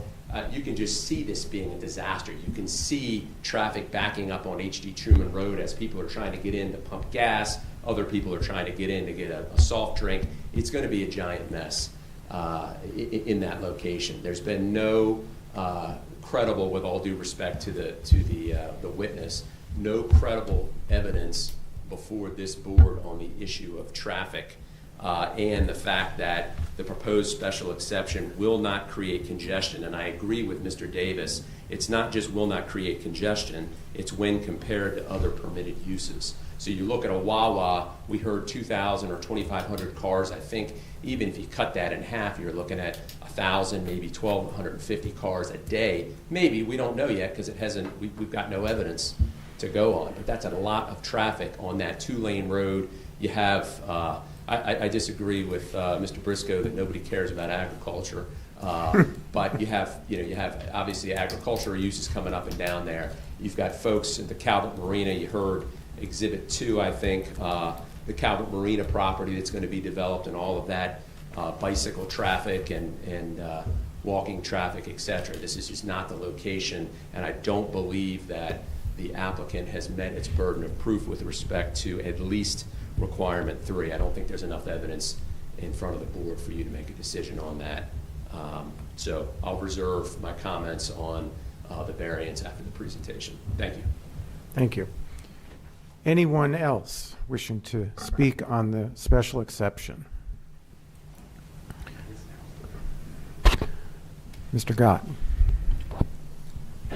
I think, Mr. Guy, I don't believe you were sworn in. He was sworn in, Was but he? I didn't see your hand go. that's okay. He was sworn in. Can you please speak into the microphone and state your name and address for the record? My name is Johnny Gott. I'm the owner of the Fast Stop store down Solomons, as everybody knows. And I'm going to start this out by saying, if your only complaint or issue is you don't want the competition, then you don't have a complaint or an issue. In my 45, 50 years or whatever, I have never, with all the grocery stores coming in, putting in gas, and the Wawa came in Prince Frederick, and different things that have been developed, no board or anybody has ever seen me stand up and come out against it, because, as I said, I'm a firm believer in property rights, and if your only argument is you don't want the competition, although being on the other side of the desk, I've had a whole lot of competitors that stand up and say, you know, I shouldn't be able to do whatever I was proposing to do, but I've never played the game that way. So, first off, if the Wawa comes to town, my store's gone, 7-Eleven's gone. I just get that out there, and it is what it is. The real issue here is, I believe, is a Wawa is a different animal, as I'm sure everybody is aware. Super high volume. Currently, where my store, we've been there operating for 70 years, and have moved, grown with Solomon's. Currently, my store, I take care of the locals in Solomon's, and we pull some traffic off of Route 4 from across the bridge or from the bridge to 235, those couple developments that are on 235. I'm not 235, I'm sorry, Route 4, Tucson Beach Road, or whatever it's called. People that leave there and aren't going towards Lexington Park or 235, but are coming across the bridge and going up Route 4, some of those we're pulling off of Route 4 onto 765, or I call it the service road. If Wawa comes to town, they're going to be pulling somewhere between 2,000 and 3,000 cars a day off of Route 4 that are currently just driving through, going across the bridge, or driving through, going to Annapolis or wherever they're going. They're going to pull traffic off of Route 4 onto the service road to access the Wawa. So if there's a concern, not a concern, if there's one of your criteria is congestion, I think that in itself, just from a common sense perspective, is going to cause congestion. Also, you got a bigger picture item to look at is what Solomon's is today, the Solomon's Town Center. It's the ambiance or the atmosphere or the tone, the feel, the setting of Solomon's Island, and the people that visit down there. If this use is, I think, completely contrary to what the existing tone is for Solomon's Island. To plant a Wawa, and everybody knows what I'm talking about, right there in the middle of town, and draw traffic in that's not currently coming in, it's going to have an impact on the business people in Solomon's, and it's also going to have an impact on the residents in Solomon's, because it's going to be that much harder to get on and off the island. Going through the traffic situation and doing the mitigations and building stuff, the only way that it's going to be mitigated is to put some sort of a traffic light on at the intersection wherever they put it to get from Route 4 onto 765. So when you come down through Solomon's and you see, I'm calling it 765, the service road. When you roll off the hill or off the bridge, you see Solomon's as what it is today. Now you're going to roll off from either direction and see a big old intersection and a big old traffic light and a big old Wawa sitting right in the middle of town.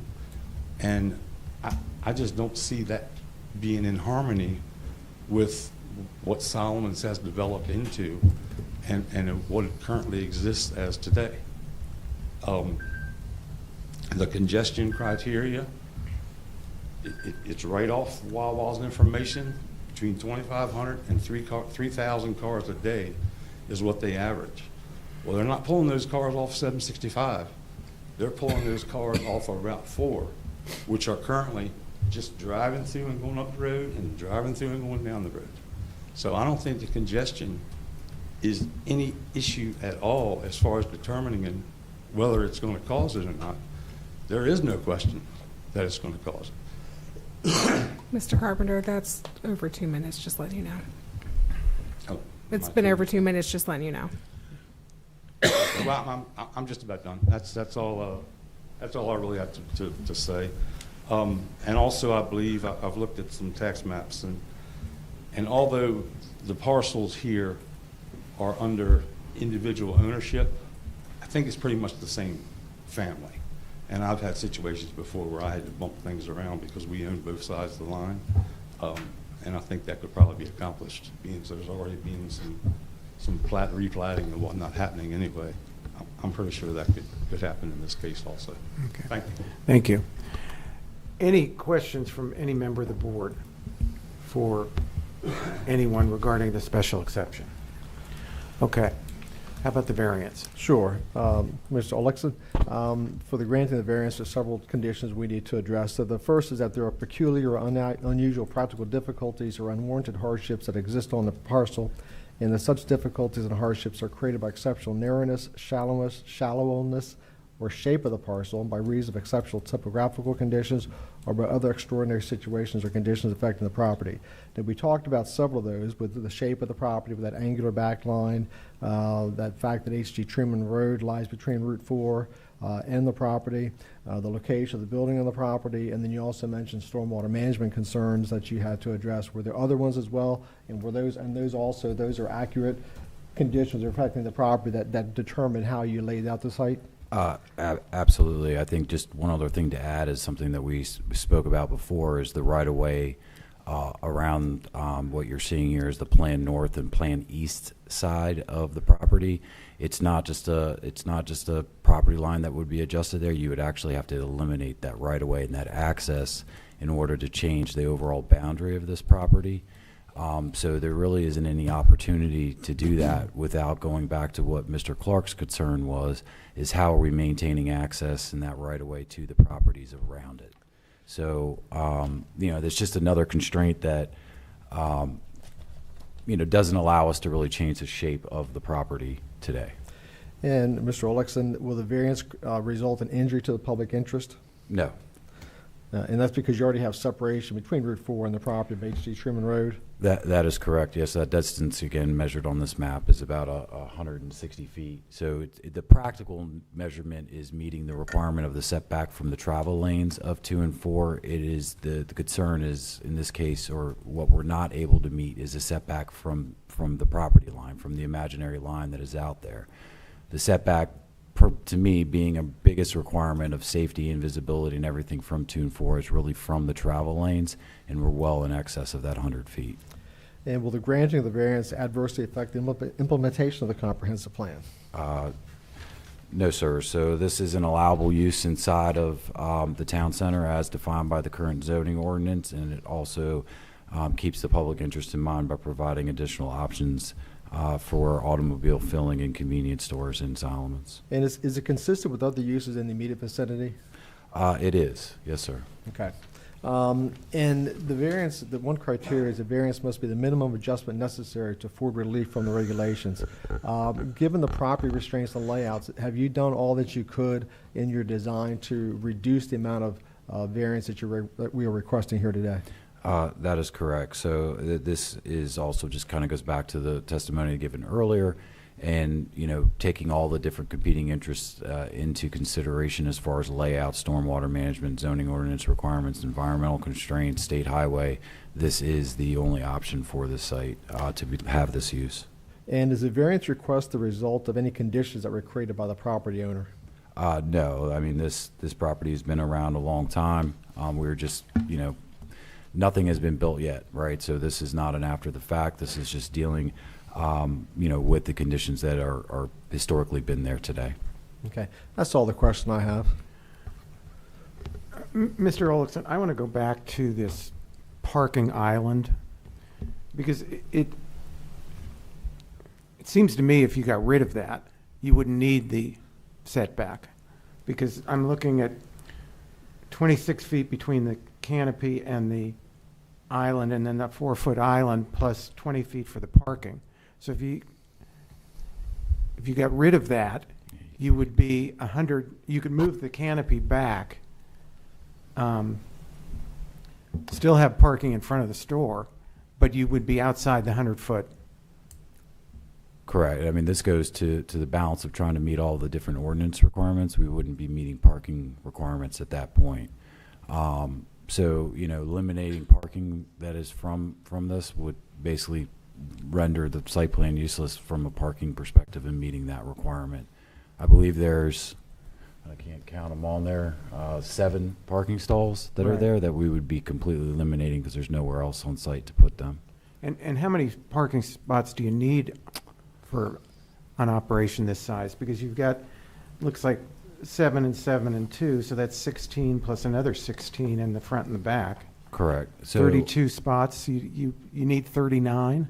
Well, right. That is, and that is where the site plan has been creative and what is going on there as well, where some of the spaces where we were able to create parking to meet those requirements.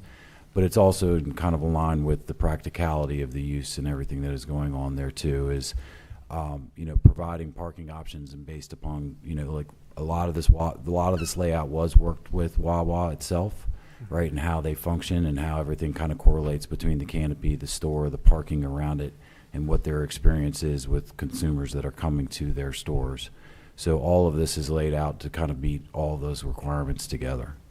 So I think eliminating it, while it allows you to move that back, it doesn't really change the requirement of trying to be 100 feet from 2 and 4, right?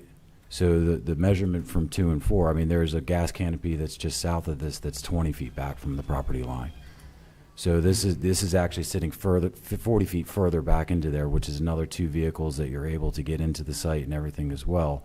So it's not I think it's not necessarily an issue of what it is like and how it's labeled from H.G. Truman and that front property line. It's the setback from 2 and 4 and where that canopy is sitting, especially compared to other canopies that are down this area. It's actually sitting further back than those today. Okay. Just trying to save you a variance. Understood. Questions of the board for? One quick question, under the canopy, the pumps themselves, where the pump islands will be, will are they in the 100-foot setback? There looks, Mr. Clark, there looks like there's probably about another 10 to 15 feet from the measurement of the canopy that we're showing on there to the first pump island. So the pumps themselves are going to be sitting approximately 75, 80 feet back from the right-of-way line. well, by granting a variance for the canopy, are we also granting a variance for where the pumps islands are? Because wouldn't the pump islands have to be 100 feet back? Again, this goes to why this criteria was developed, I guess, in the past, and not really having that history and understanding exactly where the 100 feet came from. I have to imagine it was more of a visibility issue and just a setback from the major thoroughfare of 2 and 4 to something like this. The pumps being underneath of there, I think, is just secondary to that evaluation. I was always looking at it as kind of a one structure. You have the canopy with the pumps, just like you have the store and the counters within the store. It's the one structure you have, and the pumps are an integral part of that canopy. The support structures come down. Can the county planner come to the podium? I know you don't want me to ask that question. I always welcome questions. I'd honestly have to look at my referral to see what the ordinance section says as far as what the variance requires. I shouldn't say this here. For the record, I wasn't going to require this variance because the variance is 100 foot from Maryland 2-4 right away, which they, not Tony, but their surveyor, in the interest of being progressive, said, well, the right-of-way between H.D. Truman and Maryland 2-4 is unclear whether they're 2 separate roads as far as a right-of-way is concerned, or one from the state right-of-way. So we are here getting a variance from what is H.D. Truman's right-of-way, because from a survey aspect, it's one right-of-way. But the requirement in our ordinance is 100 foot from 2-4. But combined right-of-ways are something that are on Route 4 and 765 in other areas. A combined right-of-way is because the right-of-way from 2 and 4 and the right-of-way for 765 abut each other. So in all the research I did on it, it says that they can be considered, that would be considered one right-of-way. Now, I spent a couple hours on that because when I looked at the zoning ordinance for commercial districts and minimum standards for setbacks in marine commercial and EC and RC areas, it says right in here, minimum front setback, Route 2, 4, 2 and 4, and then 2 and 4 together, 260, 261, 263, and 231 have a 100-foot setback. And then right up underneath of it, it says minimal front setback all other roads, 50 feet. Now, it doesn't specifically say in our ordinance that it has to be 100 feet from the right-of-way of 765. Correct, which is why we're here. Frankly, we're erring on the side of caution because our ordinance says Maryland 2.4, but it also is a 100-foot setback from now what is a combined right-of-way, including H.G. Truman. But our ordinance doesn't even talk about the combined right-of-way. I found the combined right-of-way information on AI, which actually come out of the data center somewhere. Did you say AI?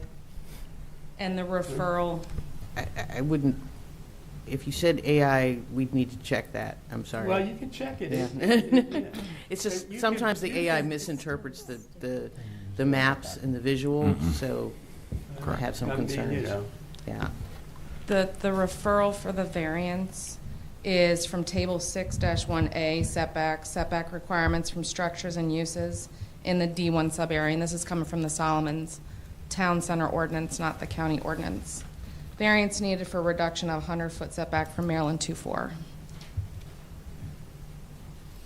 And Mr. Clark, it looks like in the zoning ordinance, there is no setback from H.G. Truman Road in the D1 subdistrict.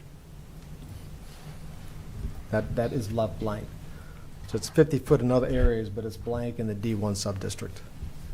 So there's no setback from H.G. Truman. Well, then, where did the requirement for the 100-foot setback from H.C. Truman come from? I mean, did we make this up? It's from State Highway. They require it. It's, the setback is 100 foot from Maryland 2.4. Okay, but it's 100, it is a 100-foot setback from Maryland 2.4. But you're trying to say, I mean, we're trying to say that Maryland 2.4 and 765 are the same road? It's from a state right-of-way. For The right I'm going to have Tony answer this, but the Alta survey that they prepared said yes. So So you put yourself in this position. all the time. And if I may, Tony, before you start, if we could zoom out to see the full exhibit, that would be helpful. TS. Other Tony. Tony, too. Thank you. So I think the practical answer I would try to give you, Mr. Clark, too, as well, is the dimension, and I've getting older, so I can't see it right now, but I believe it's 162 feet from the pavement of the right-of-way. Where a typical right-of-way line would be for 2 and 4, yes, we would meet that requirement. This is one of those one-off cases where there's just, according to the state highway plats, it's just a single right-of-way for both H.G. Truman 765 and Solomon's Island Road, Route 2 and 4. If 2 and 4 had a right-of-way line struck for it in this area, similar to the rest of the county, we would be outside of that 100-foot setback. I seen that right off, and that's why I went digging to try. Yeah, it's a special situation that we're in. It's a unique condition with regard to the property. Thank you.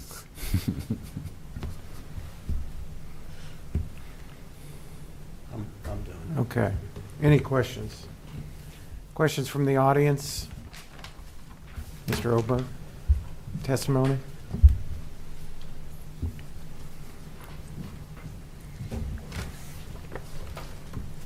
Again, Steve Oberg on behalf of LPJ LLC. On the issue of the variance, I think addressing that last point, Maryland Route 24 used to be H.G. Truman Road, so that's where your setback comes from when the ordinance was put in place. But more importantly, the ordinance says from the state right-of-way. So it doesn't matter that there happens to be two roads going down the right-of-way. It's the state right-of-way. That's where you're measuring it from, and that's why we're here.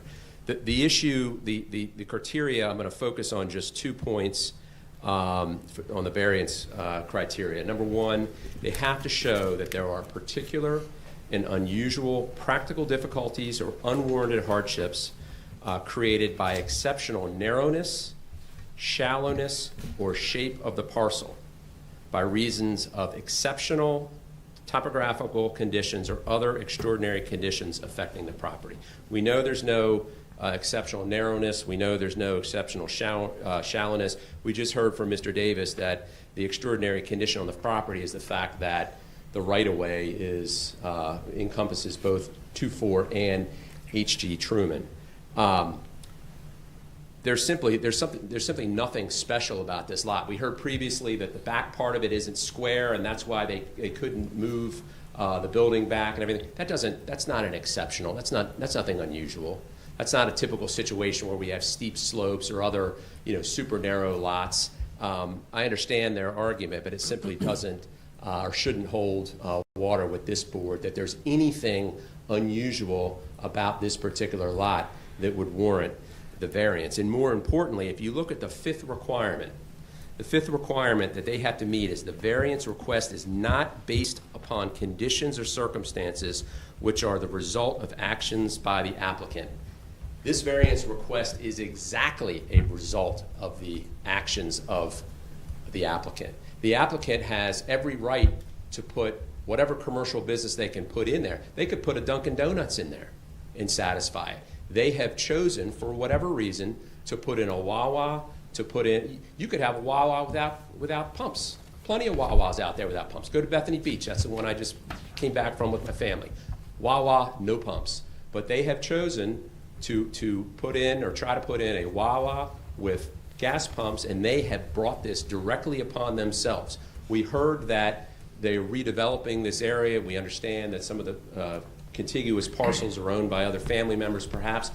It's a clean slate. They can do whatever they want with it within the confines of the code. They have brought this variance request on themselves, and they are not permitted to do that by virtue of the fifth requirement of the variance. It's right there. It's black and white. They can't overcome that. For those reasons, we would respectfully request that you deny the variance. Thank you. Anyone else wishing to testify? Okay.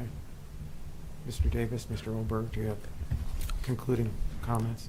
You give me a lot of credit calling me Mr. Oberg. Alexin. So it's an O. It's close enough. But No, I think that last criteria more has to do with the applicant do something with regard to the property. Did they subdivide the property? Did they convey property off that then created the need for the variance? It's not that the applicant didn't do anything with his property to change the shape, change the size, change the location.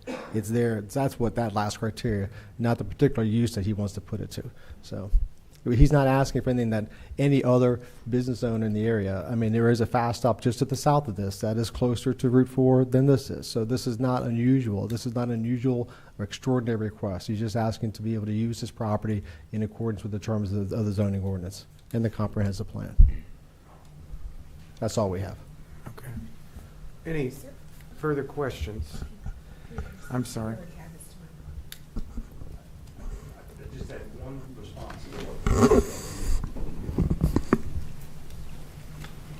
I just had one response to what Mr. Upton just said. The canopy that exists at the Fast Stop, the pump locations have been there for 70 years. The first canopy was built sometime in the 70s, which I believe all predates the town center ordinance and all these rules and all these regulations. So we were there before all this stuff was put in place. Anything new coming in, of course, has to comply with the ordinances. So it isn't like we were given a special exception to be as close to the road as we are. We've been there since before I was born. That's all I want to say. Thank you. Okay, you do get the last word, so if you want to. I have nothing further. Okay. Thank you. Any questions or comments from any member of the board? I've just,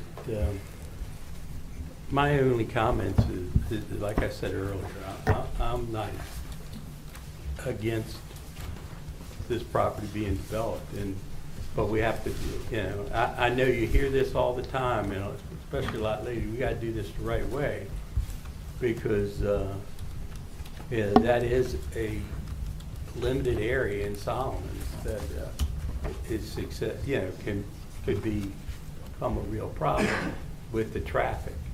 And the traffic is my issue there. The variance on the canopy and stuff like that. Push comes to shove, if you didn't get the variance, you could redo this site plan in some way, shape, or form that would make it work. And again, the other question that I haven't had answered are the gas pumps. Do they need a special exception to be, if it's 100-foot setback and the islands where the pumps go is only 75 feet, wouldn't there need to be a special exception for them along with the canopy? And Chris is shaking her head no. So approving the canopy is in effect approving this, just a 75-foot setback or whatever the distance is on the pumps also.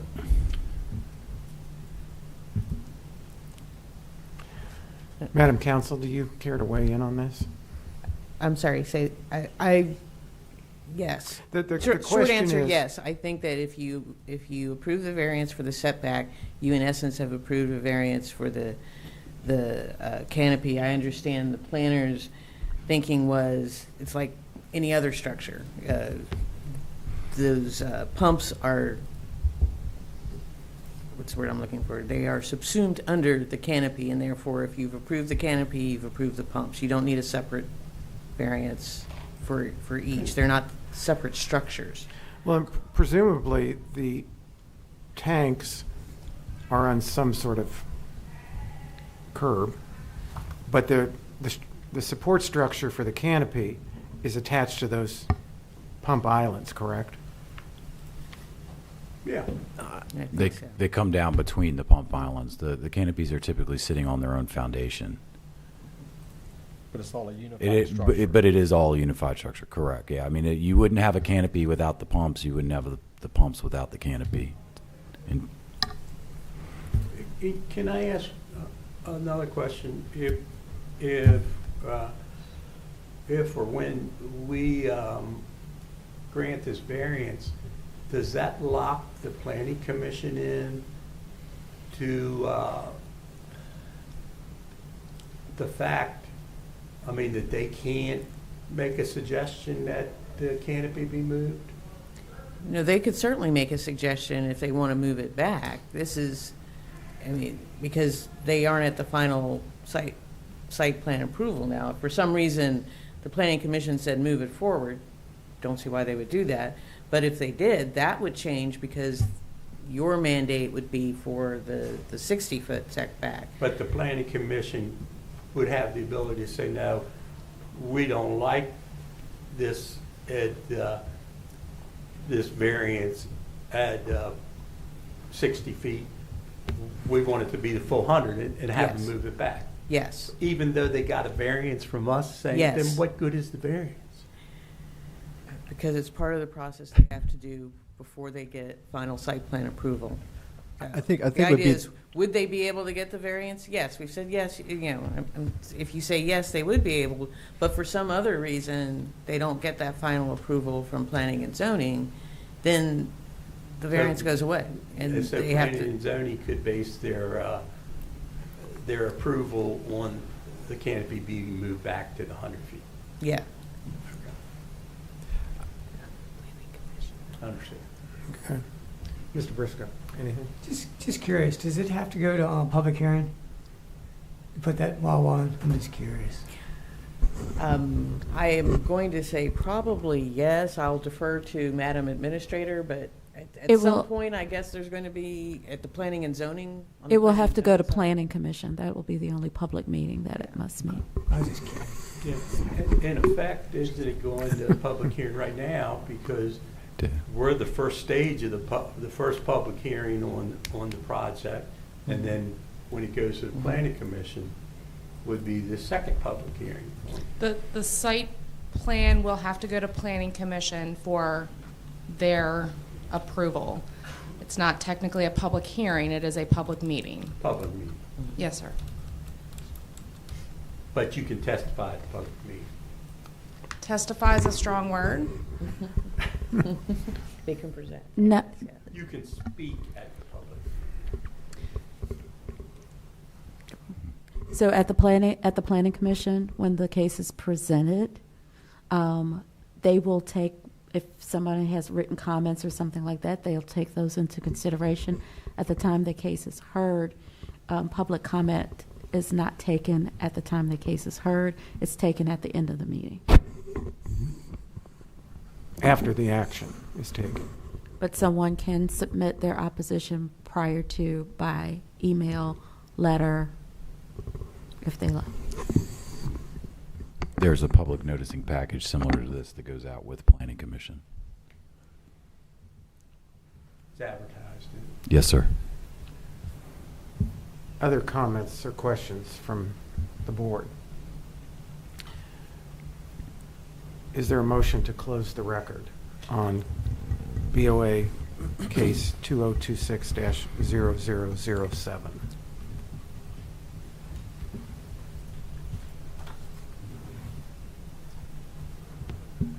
Well, Madam Counsel, if we don't close the record, We're going to sit here and look at each other. That's what we're going to do. Yeah. If nobody's closed the record, then hey, that's the process we usually take. We close the record and then you do your motions. If nobody wants to close the record, I guess I would say, what else do you want to discuss? If you don't close the record, you would need to do some sort of action, either postpone it, request additional information. You have to make some action, though. what is the pleasure of the board? Well, I'll make a motion that we close the record. There's a motion to close the record. Is there a second? Second. It's been moved and seconded that we close the record on BOA case 2026-0007. Any discussion? All in favor of closing the record? Aye. Opposed? Carried unanimously. What is the desire of the board with regard to the request for a special exception and a request for a variance? Mr. Chairman, I make a motion that special exception BOA case 2026-007.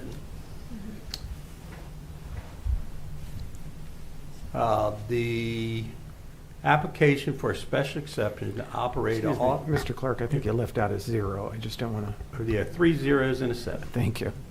The application for special exception to operate an automobile filling station at 13862 and 13856 H.G. Truman Road, Solomons, was filed pursuant to Article 30-7 of the 2025 Calvert County zoning ordinance, which provides that the board has the authority to hear and decide applications for special exception. the comprehensive plan criteria, C1.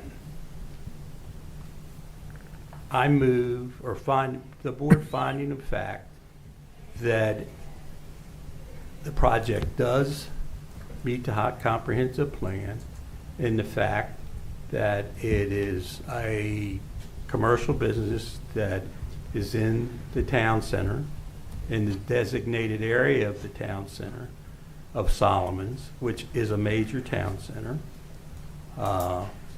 and that it meets the requirements for the health, safety, and quality of life for all Calvert County residents as the comprehensive plan states.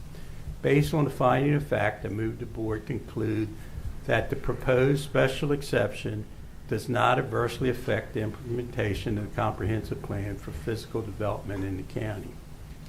C2, permissible use and enjoyment of adjacent property. Board finding. Find that the proposed special exception does not adversely affect the enjoyment of the adjacent properties and is a permissible use in that area, along with the other commercial establishment, an area in that D1 area of the Solomons Town Center. Conclusion. Finding of these facts, I move the board conclude that the proposed special exception at the particular location proposed would not have an adverse effect above and beyond that which is ordinarily associated with such uses or on adjacent properties or on the health, safety, and general welfare of the county. Okay, C3. Effects on the community and public services. Now, question for the attorney before I have a finding of fact. In this finding of fact, is this a proper place to put in the conditions that need to be met for that?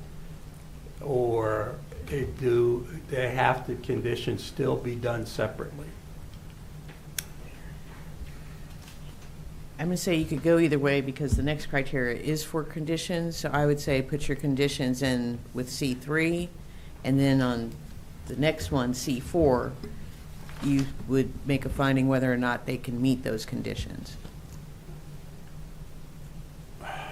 Well, I don't know that they can meet the conditions. Well, C4 is the applicant can meet the conditions How required. about if I put in my finding of facts that I find that they can meet C3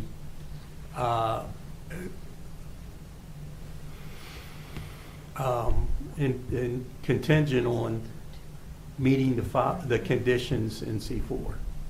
You could do that too. Okay. Effect on the community and public service, C3. Proposed special exception will not create congestion on roads or streets, can create fire hazards, tend to overcrowd land and unduly concentrate population, interference with adequate provisions for schools, parks, water, sewer, transportation, other things, or adversely affect any of the surrounding area that is permitted use. Most of all the public services that are in this sub area, finding a fact that they are currently commercial, and that the inclusion of this project would not adversely affect any of the provisions except possibly the congestion of the roads. This provision, C3, should be contingent on the developers being able to meet the C4 conditions that will be added to this criteria. How is that? I think that's fine. We can follow it. Just give me my conditions. You don't like that? I don't know how freely I'm supposed to speak in my position, but I do believe saying that they may not meet that condition Might destroy the may whole give thing. grounds for an appeal. That could be. Well, I mean. So either they can meet it or they cannot. Well. Well, I think you're raising the issue on Wait a the, minute, wait a minute, wait a minute, wait a minute, wait a minute. can you read what you? I got a better idea. Let me go through the whole thing, and when we get to the end, you can tell me if this will work or not. Okay. Let me play it all the way out. Okay.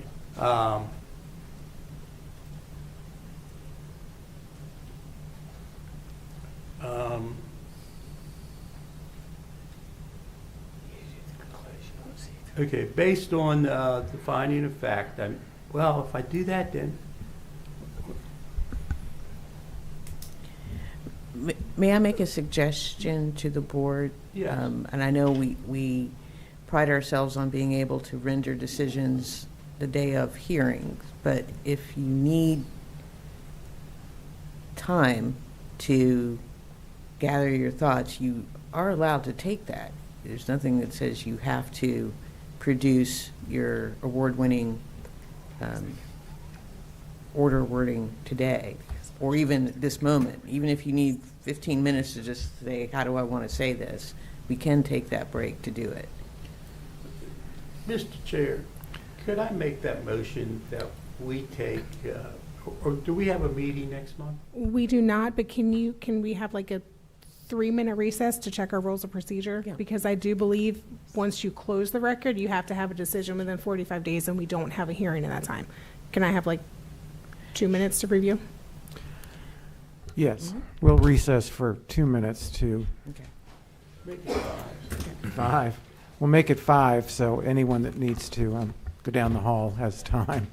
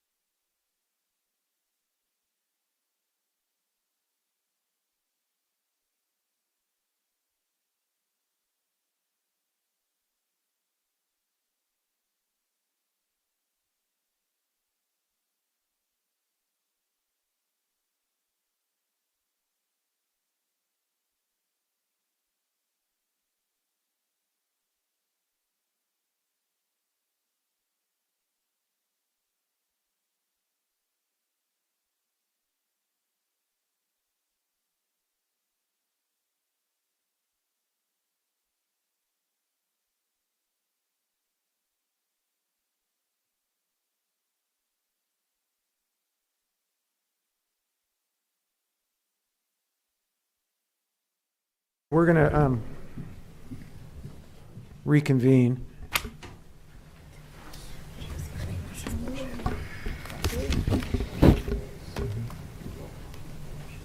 Because they're basically saying that they don't agree with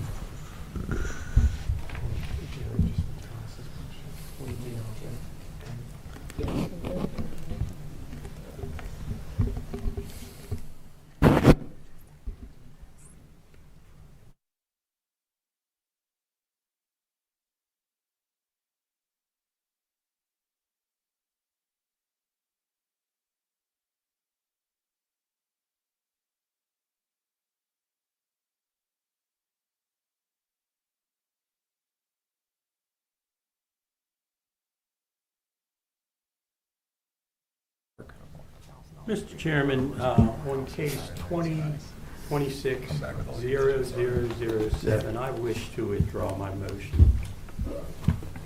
Okay. I'll second it. I don't think we have to vote on it. Yeah, I don't know that you have to second the Withdrawal. withdrawal.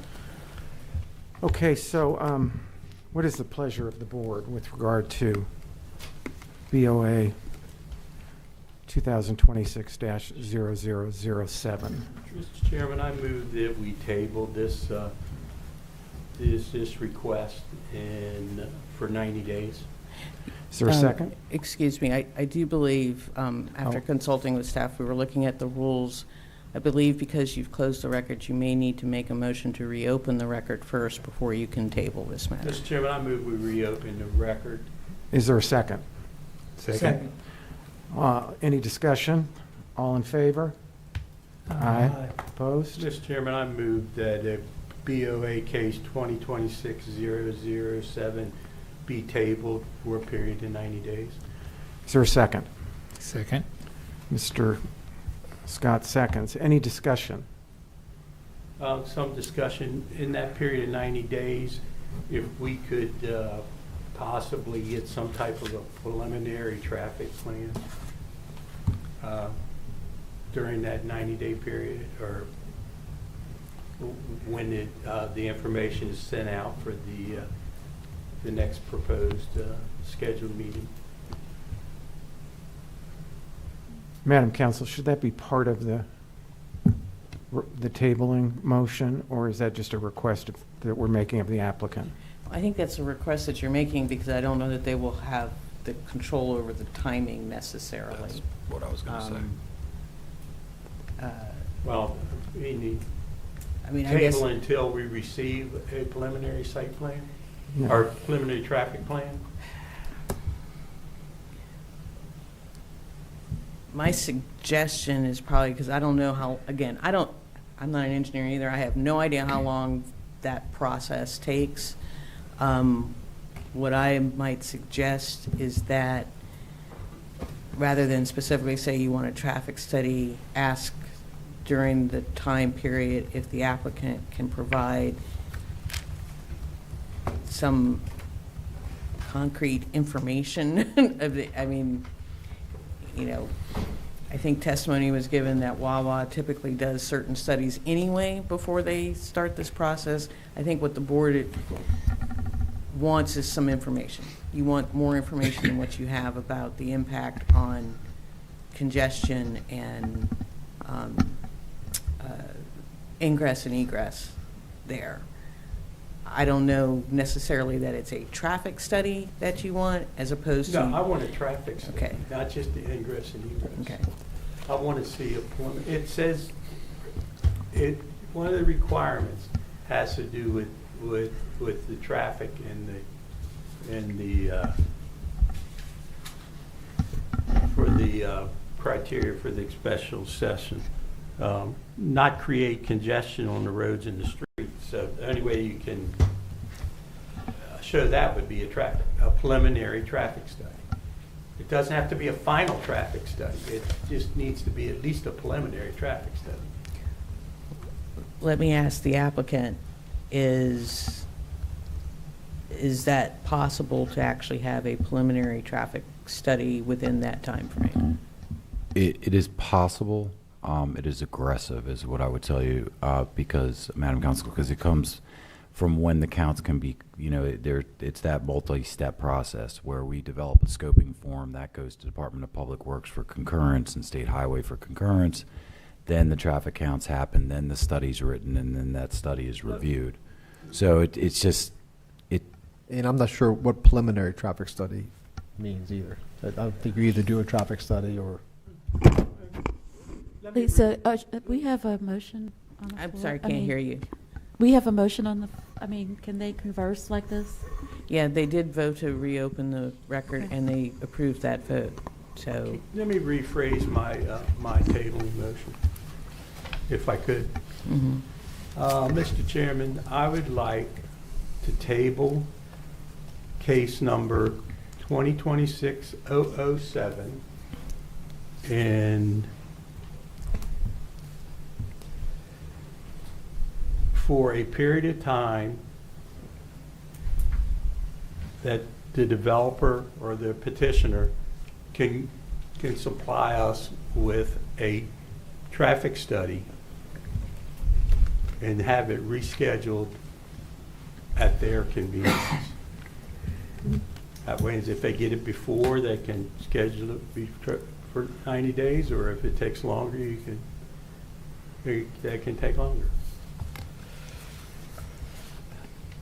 So you're making a motion Yeah, for that? I'm making Okay. Okay, so there's a motion to table BOA case 2026-0007 for a period of not less than 90 days so that the applicant can produce, create. Well, I think Mr. Clark is saying not to put a, No, what I not to said put an actual was, date on there. At their convenience. Okay. So table this case until the applicant can present a traffic study. Yes, at their Okay. convenience. Is there a second? I'll second it. Any discussion? All in favor? Aye. Opposed? Okay, so this case is tabled pending the presentation study. of a traffic study. Yes, sir. Thank you. Thank you very much.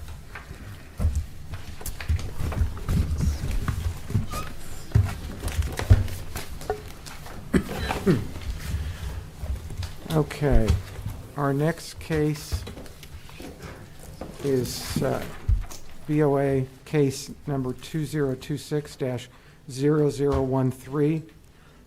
Excuse me, Angela Stickle has applied for a critical area variance for 576 square feet of impacts to steep slopes, a general variance to reduce the front setback from 35 feet to 10 feet, and a general variance to reduce the steep slopes from 10 feet to 0 for the construction of a 24 by 24 foot two-car detached garage. The subject property, 4730 Sherwood Avenue, Chesapeake Beach, tax map 019A, section 2, block 6, lot 7R of Breezy Point, is zoned waterfront community district, critical area limited development district.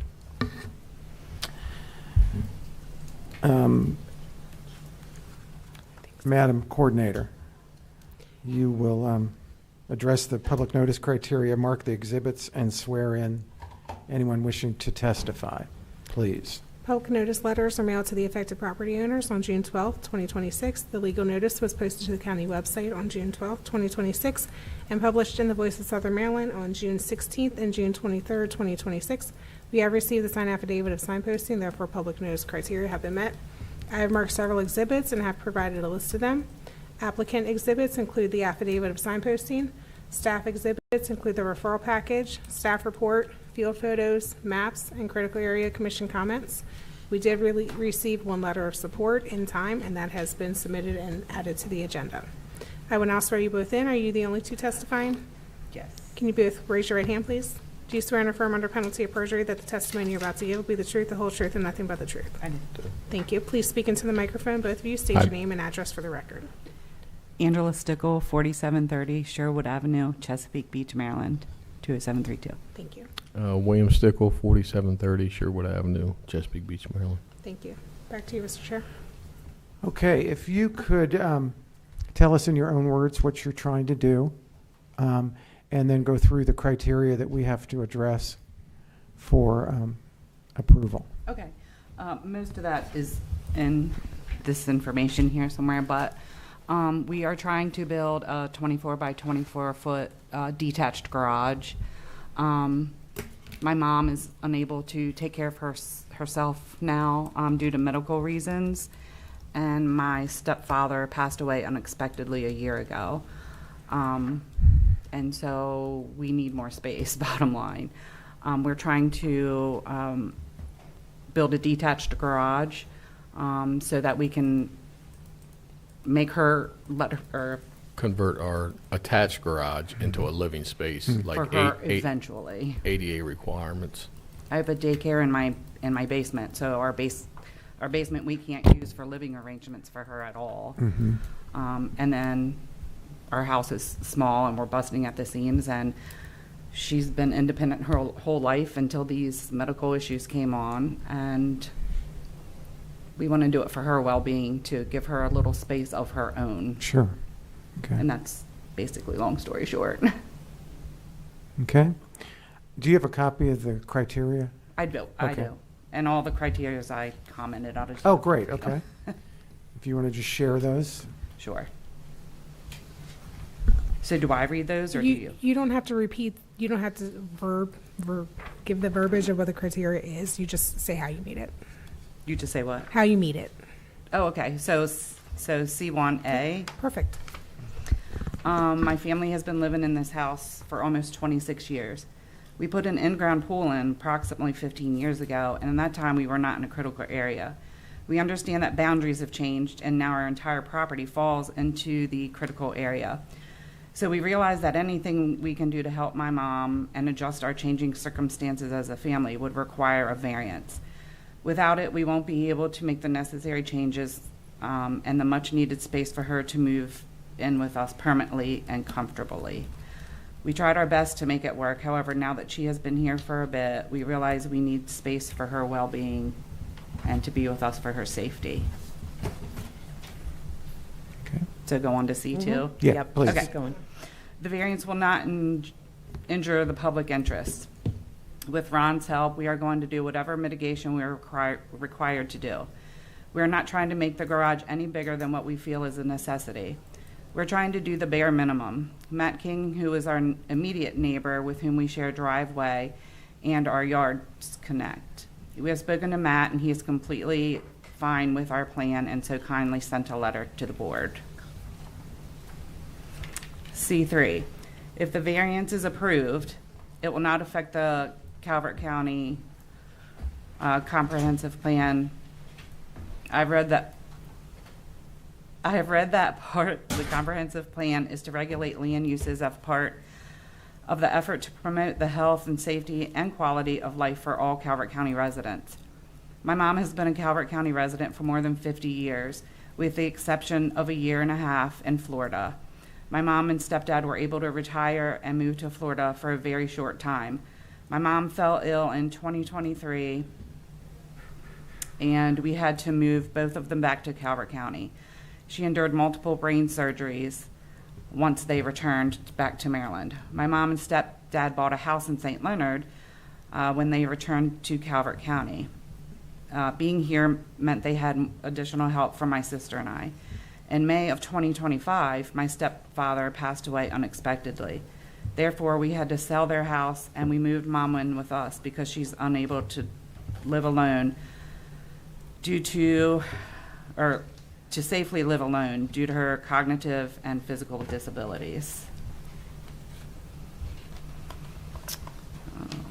C4, the requested variance is the minimum adjustment necessary to address my mother's needs. It will allow her to live safely with family due to her limitations while complying with the regulations as much as possible. C5, I understand that the regs require that the situation is not self-imposed, and I can absolutely confirm that the conditions leading to this request were not caused by my actions. The need for the variances come from factors outside of our control, such as existing property constraints or circumstances surrounding my family's needs. Okay. Any questions on the variance criteria? Okay, Keep going. keep going. Okay. Sorry, my voice is crackly because I'm nervous. C1. I already read this for, You can just repeat the same thing. just keep on reading even though You I just refer back to what you said for the. Okay. the first one. C1 again. My family has been living in this house for almost 26 years. We put in an in-ground pool and approximately 15 years ago, and at that time we were not in a critical area. We understand that boundaries have changed and now our entire property falls into the critical area. So we realize that anything we can do to help our mom and adjust our changing circumstances as a family would require a variance. Without it, we won't be able to make the necessary changes and much needed space for her to move in with us permanently. We tried our best to make it work. However, now that she has been here for a bit, we realize we need space for her well-being and safety. C2, the variance will not injure the public interest. With Ron's help, we are going to do whatever mitigation we're required to do. We're not trying to make the garage any bigger than what we feel is a necessity. We are trying to do the bare minimum. Matt King, who is our immediate neighbor with whom we share a driveway and our yard connects. We have spoken to Matt and he is completely fine with our plan and so kindly sent a letter to the board. C3, if the variance is approved, it will not affect the Calvert County Comprehensive Plan. I have read that part of the comprehensive plan is to regulate land uses as part of the effort to promote the health, safety, and quality of life for all Calvert County residents. My mom has been a Calvert County resident for more than 50 years. With the exception of a year and a half in Florida, my mom and stepdad were able to retire and move to Florida for a short period of time. My mom fell ill in 2023, and we had to move them back to Calvert County. She endured multiple brain surgeries once they returned. My mom and stepdad bought a house in St. Leonard when they returned to the county. Being here meant they had additional help for my sister and I. In May 2025, my stepfather passed away unexpectedly. Therefore, we had to sell their house and we moved mom in with us because she's unable to live alone due to cognitive and physical disabilities. C4. The requested variance is the minimum adjustment necessary to address my mother's needs. It will allow her to live safely with family due to her limitations while complying with the regulations as much as possible.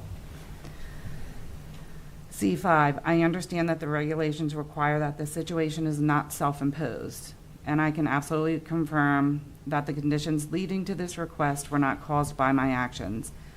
The need for the variances come from factors outside of our control, such as existing property constraints or the circumstances surrounding my family's needs.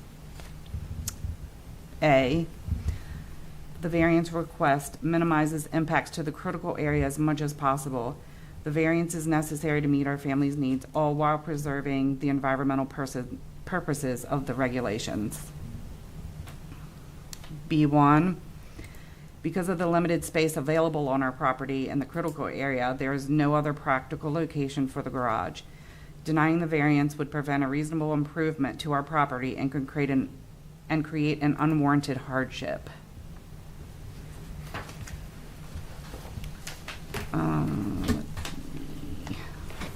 B2, due to the limited space on our property, we have no other reasonable location to build the garage. Denying this variance would prevent us from making reasonable use of our property. I'm requesting the minimum variance necessary to build the garage. B3, we are not asking for any special privileges or anything extraordinary. We are simply asking for the opportunity to build the detached garage for extra storage on our property. We feel that this is a reasonable residential improvement. We are desperate for more space, which the attached garage will be used for storage. We hope to finish our attached garage for living space for my mom. B4, I understand that the regulations require that this situation is not self-imposed, and I can absolutely confirm that the conditions leading to this request were not caused by our actions. The need for the variances come from factors outside of our control, such as existing property constraints or the circumstances surrounding my family's needs. B5, our request is based entirely on the conditions of our property and the lack of any other location for the garage. It is not related to any neighboring property. B6, granting the variance would not affect water quality or impact fish, wildlife, or plant habitat within the jurisdiction's local critical area. The area we would like to build is in a small open area on our property. No trees, bushes, etc. We are approximately 8 blocks from the bay, so impacting water quality or fish is not a concern. B7, granting this variance would be consistent with intent of the Critical Area Law, Comar 27, Subtitle 01, and the Critical Area Program. We are requesting minimum relief necessary, it will be designed to minimize impacts to the critical area and will allow our property to meet our family's present and future needs while remaining consistent with the purpose of the regulations. Very good job. Thank you. You're Very welcome. complete. Any questions from a member of the board? Yes. I have a couple. One, the picture you have up there, is the garage going to go to the right of that? Yes, to the right of the black car. And where is your septic and drain field? Up by the white fence, right on the outside of it. So, Yeah, so if you go past the garage, you go into the left where that fence is, it's probably 20 feet. And then it kind of, the drain fields, we have 3 different locations. So yeah, the drain fields kind of come down on an angle. so you're more or less putting this in because of where your septic and, excuse me, drain field are. Yeah, so we had to move it a little closer too. That's all I have. Mr. Scott? No comment. Anyone with questions? Anyone with testimony? Ron? If the board has any questions, I'd be happy to answer. Do they have to do any mitigation? I read in here that Calvert County didn't require any mitigation. I didn't know whether the state is requiring any mitigation or not for conditions. Ron Marnie, Land Management Division Chief. Wait, just a second. He was sworn in. You were sworn in? Yes, I was Okay. sworn in. Yes, there will be mitigation for the disturbance of the steep slopes. That's detailed in my referral information, but it's not extensive as the impacts are not extensive. So you'll have some projects where it can be quite a lot. You're just not going to see quite as much for this because they're just not doing as much. I thought I saw somewhere in here that you weren't you didn't have to put any mitigation in. I thought I saw there's no mitigation. I'm trying to find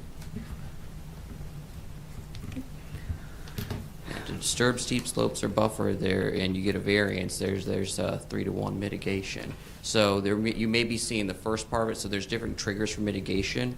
Okay. In my comments, if I recall correctly, I don't have them right in front of me, but if I recall correctly, it's a grandfathered lot, and there is no mitigation for the grandfathered lot coverage because of the volume of forest canopy, the tree canopy that they have on the property.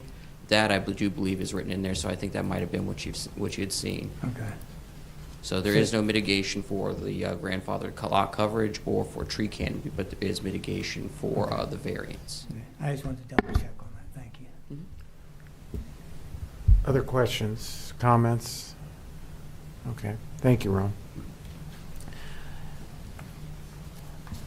Any discussion by members of the board? No. What is the pleasure of the board? I move that we close the case of BOA 2026-0013. Is there a second? Second.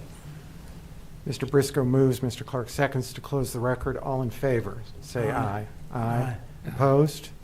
Okay, the record is closed.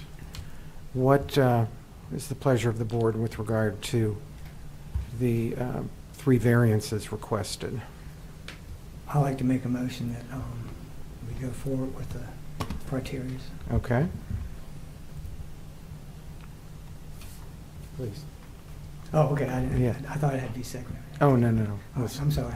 The second after you make your motion. Okay, the application for the variance to reduce the front setback from 35 feet to 10 feet and reduce the steep slopes from 10 feet to 0 for the construction of a 24 by 24 two-car garage, detached garage at 4730 Sherwood Avenue, Chesapeake Beach, was filed pursuant to Article 30-6 of the 2025 Calvert County zoning ordinance, which provides that the Board of Appeals shall have the authority to grant variances from the strict application of the lot area, lot width, setback, height requirements, and architectural design requirements of the ordinance, and grant variances from the other requirements as expressly authorized in this ordinance. Okay, on the particular and unusual practical difficulties of the unwarranted hardship, C1, due to the slopes and the shape of the lot, variance is necessary for you all to do that for the detached garage. Based on these findings, in fact, I move that the board concludes that the peculiar and unusual practical difficulties or unwarranted hardships do exist on this parcel. Injury to the public interest. C2, granting the variance does not affect the public at all, and then you all got a letter from your neighbor and saying that, you know, what it was needed for. Yeah, and he's the one in the picture behind the shed. Okay. Conclusion, based on these findings, in fact, I move that the board conclude that the request variance will not result in any injury to the public interest. For the comprehensive plan, C3, because you have not have met your impervious implementation and what your grandfather into with the granting the variance does not affect the comprehensive plan. Minimum adjustment. C4, allowing the grading and reducing the setback is the minimum amount adjustment that you need to set back from 35 feet to 10 feet.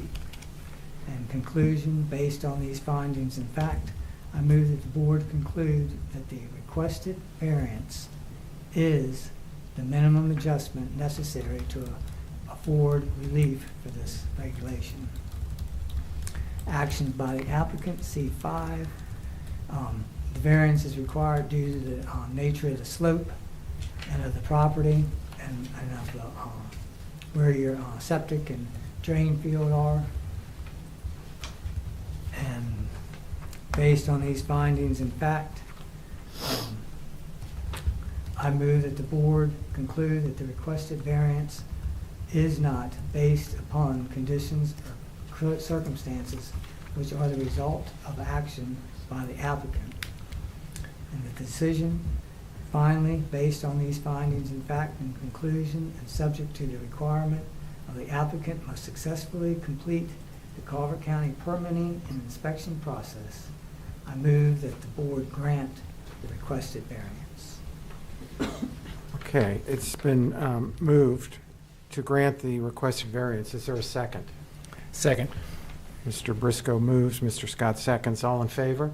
Aye. Opposed? Okay. Okay, the required criteria for the critical area variance with COMAR with the BOA 2026-0013.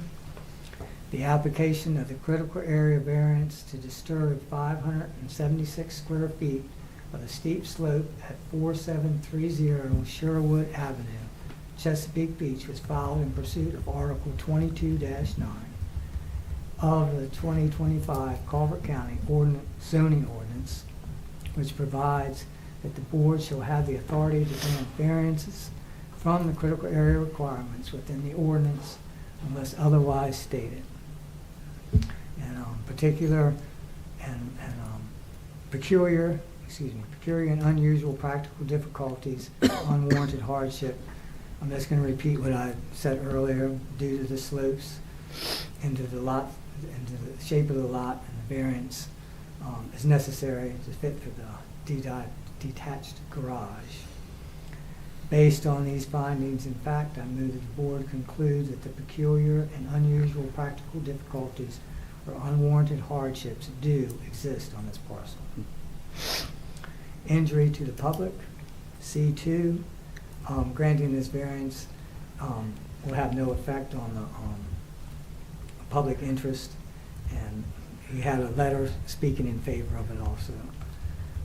The conclusion, based on these findings and fact, I move that the board conclude that the request variance will not result in injury to the public interest. For the comprehensive plan, C3, because it has not met the impervious lot coverage, and granting this variance does not affect anything in the comprehensive plan. Let's see, conclusion, based on these findings and fact, I move that the board conclude that granting a request variance will not adversely affect the implementation of the comprehensive plan. Minimum adjustment, C4, allowing for the grading and reducing the setback is the minimum amount necessary for the from 35 feet to 10 feet for the 24 by 24 Yes. detached garage. Based on these findings and fact, I move that the board conclude that the request variance is the minimum adjustment necessary to afford relief for the regulations. Actions by the applicant, C5. The variance is required because of the natural slope of the property to build the garage.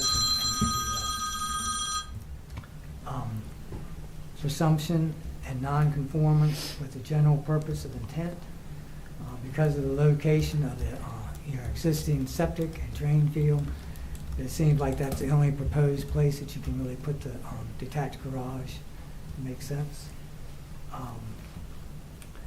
Based on these findings, in fact, I move that the board conclude that the application have overcome the presumption that the specific development activities of which the variance is required does not conform with the general intent of the local jurisdiction program. Special conditions and circumstances of hardship, because of the slope and, like I said, the septic and everything like that, and the drain field and the critical area program, and that you would have to go along with whatever mitigation that might come along that you might have to do with the planning, whatever they have.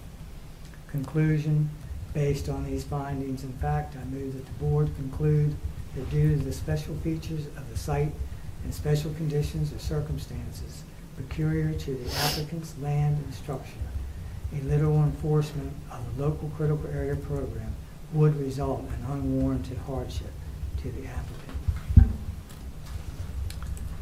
Rights commonly enjoyed, B2. As previously stated, critical area program enforcement, the applicant wouldn't be able to build a garage without this variance. The conclusion, based on these findings and fact, I move that the board conclude that the literal interpretation of the local critical area program would deprive the applicant of the use of land with a structural permanent to others in accordance with the provisions of the local critical area program. Special privileges, B3. Granting this critical area program variance does not impose any special privileges at all. Conclusion, based on these findings and fact, I move that the board conclude that granting the variance would not confer upon the applicant any special privilege that would be denied by the local critical area program to other land structures in accordance with provisions of the critical area. Let's see, neighboring property, giving a letter of support from the letter that you got from your neighbor, that there's no problem with you all building this detached garage. So, conclusion, based on these findings and fact, I move that the board conclude that the variance request does not arise from any conforming or non-conforming conditions on any neighboring property. Water quality and habitat, B6, because the affected disturbance and there's no forest area and the distance from the bay, that it would not really affect any wildlife or water quality. That would be a problem. Conclusion, based on these findings and fact, I move that the board conclude that granting the variance would not adversely affect water quality or adversely impact fish, wildlife, or plant habitat within the jurisdiction local critical area. Harmony with the general spirit and intent, being that there's no disturbance to the wildlife habitat and the water quality, and they're still within the impervious surface limits required, that no mitigation would be imposed unless the county makes you all do that. And on the neighboring property, granting the variance would be in harmony with the intent of the critical area program. Conclusion, based on these findings and fact, I move that the board conclude that granting the variance would be in harmony with the general spirit and intent of the critical area law, the regulations in this subtitle, and the local critical area program. And decision, finally, based on these findings and fact and conclusion, I move that the board grant the request variance. We have a motion to grant the requested critical area variance. Is there a second? Second. Mr. Briscoe moved, Mr. Clark seconded. All in favor? Aye. Opposed? Carried. Congratulations. Thank you. Thank you. Appreciate it.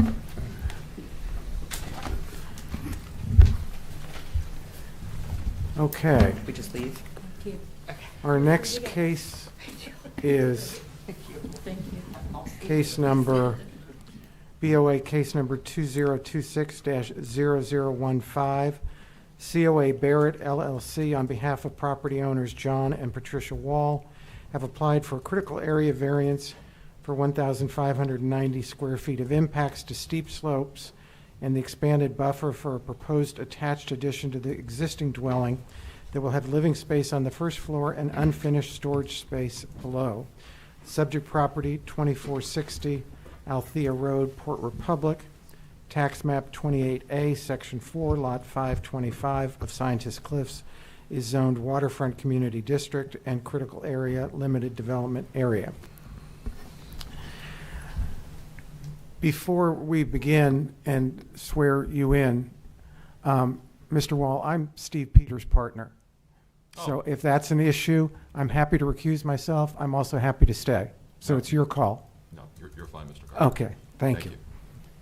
Madam Coordinator. Public notice letters are mailed to the affected property owners on June 12, 2026. The legal notice was posted to the county website on June 12, 2026, and published in the Voice of Southern Maryland on June 16th and June 23rd, 2026. We have received the signed affidavit of signposting, therefore public notice criteria have been met. I have marked several exhibits and have provided a list of them. Applicant exhibits include the affidavit of signposting and the SCA building permit design approval. Staff exhibits include the referral package, staff report, field photos, maps, critical area comments. We did not receive any comments from the public in this case. I will go ahead and swear all three of you in. Please raise your right hand. Do you swear and affirm under penalty of perjury that the testimony you're about to give will be the truth, the whole truth, and nothing but the truth? Yes. Yes. Yes. Thank you. If you could all please speak into the microphone and state your name and address for the record. William Rouse, 2460 Althea Road, Port Republic. John Wall, 2465 Althea Road, Port Republic. Jeff Toole, registered land surveyor with COA Barrett here in Prince Frederick, 100 Gibsale Drive, suite number 103. Well, thank you. Jeff, you know the drill, so tell us what you're trying to do, and then we'll go through the criteria. And I am so thankful I don't do commercial. Good afternoon, I guess, at this point. What we have before you today is a small addition proposed on a lot in Scientist Cliffs. The house was constructed according to assessment records around 1948. Critical areas, of course, was imposed in the mid-'80s. So the lot contains pretty much the entire lot is over 15% slopes. The applicants are proposing to construct a small 385 square foot addition to the cottage that's there now on the north side of the dwelling. It's basically constructed so it's in line with the front of the dwelling and holding it as far forward as possible. Reason for that also is the septic area is in behind on the lower side of the lot, so we're avoiding the septic recovery area as well. It's basically going in the only spot we can in order to accommodate the small amount of square footage that they're looking to add. As mentioned in the staff report, it's a living space on the first floor and then storage on the lower level. We've received obviously approval from the health department, and the development meets all other requirements with respect to sediment control and stormwater management and all that. Mitigation will be provided once we get through the hearing process, and there's no trees to be removed for the proposed addition, so the impacts are minimal at this point. Okay. Any questions before we go through the criteria? I have a question. On the back of the lot, the slope you say is greater than 15%, correct? Yes. Okay, so right behind your property is direct access to the bay. I mean, you have a little creek access of, overrun, water leading right directly to the bay. Are we adding silk fence to this property? There's sediment, yes, sir. Okay. Yeah, during construction, there's, it's actually smart fence, which is a little bit beefier. It's an upgrade. It is. They use it on commercial properties. I think you're going to need it because, if we get a heavy rain. And we use it a lot on residential now, too. Right. Yeah, because it's a little, some of these properties, you have limitations with respect to size, and some of the sediment control practices are a little onerous when it comes to smaller sites like this. But what we've found, at least through Soil Conservation's recommendation, is that the smart fence seems to work pretty well, especially for a small amount of disturbance that's being proposed. It's almost as good as super silk fence. It's an acceptable substitute. Okay. The super silk fence is tough to manage, right? I mean, you're driving those steel posts in the ground, and then it's chain link fence. Chain link fence and with a coat. So this stuff is much more flexible and easier to use. And in fact, the state essentially came up with not the requirement, but when this stuff was developed, they only restrict you to what you can use per the sediment and erosion control ordinances. Correct. And they actually updated the ordinances to include this practice because it works so well. So. Okay. Second question. In the Scientist Cliffs, it's not really a road going into your house. It's more of a driveway. Okay. And you have houses that are past your address that go down to like an area. There's like 5 houses down there. I think so, yeah. Okay. Is there an exit to that section of, or if you block the driveway with a concrete truck when you're pouring footers, is there another way out? Or is that the only way into that part of the neighborhood? I don't believe there's another way out. Okay. At the end down there. As a good gesture, as the homeowner, I would talk to the people about a week ahead of time and just say, on the 22nd at 9 o'clock, I'm bringing a truck in here to pour concrete. Okay?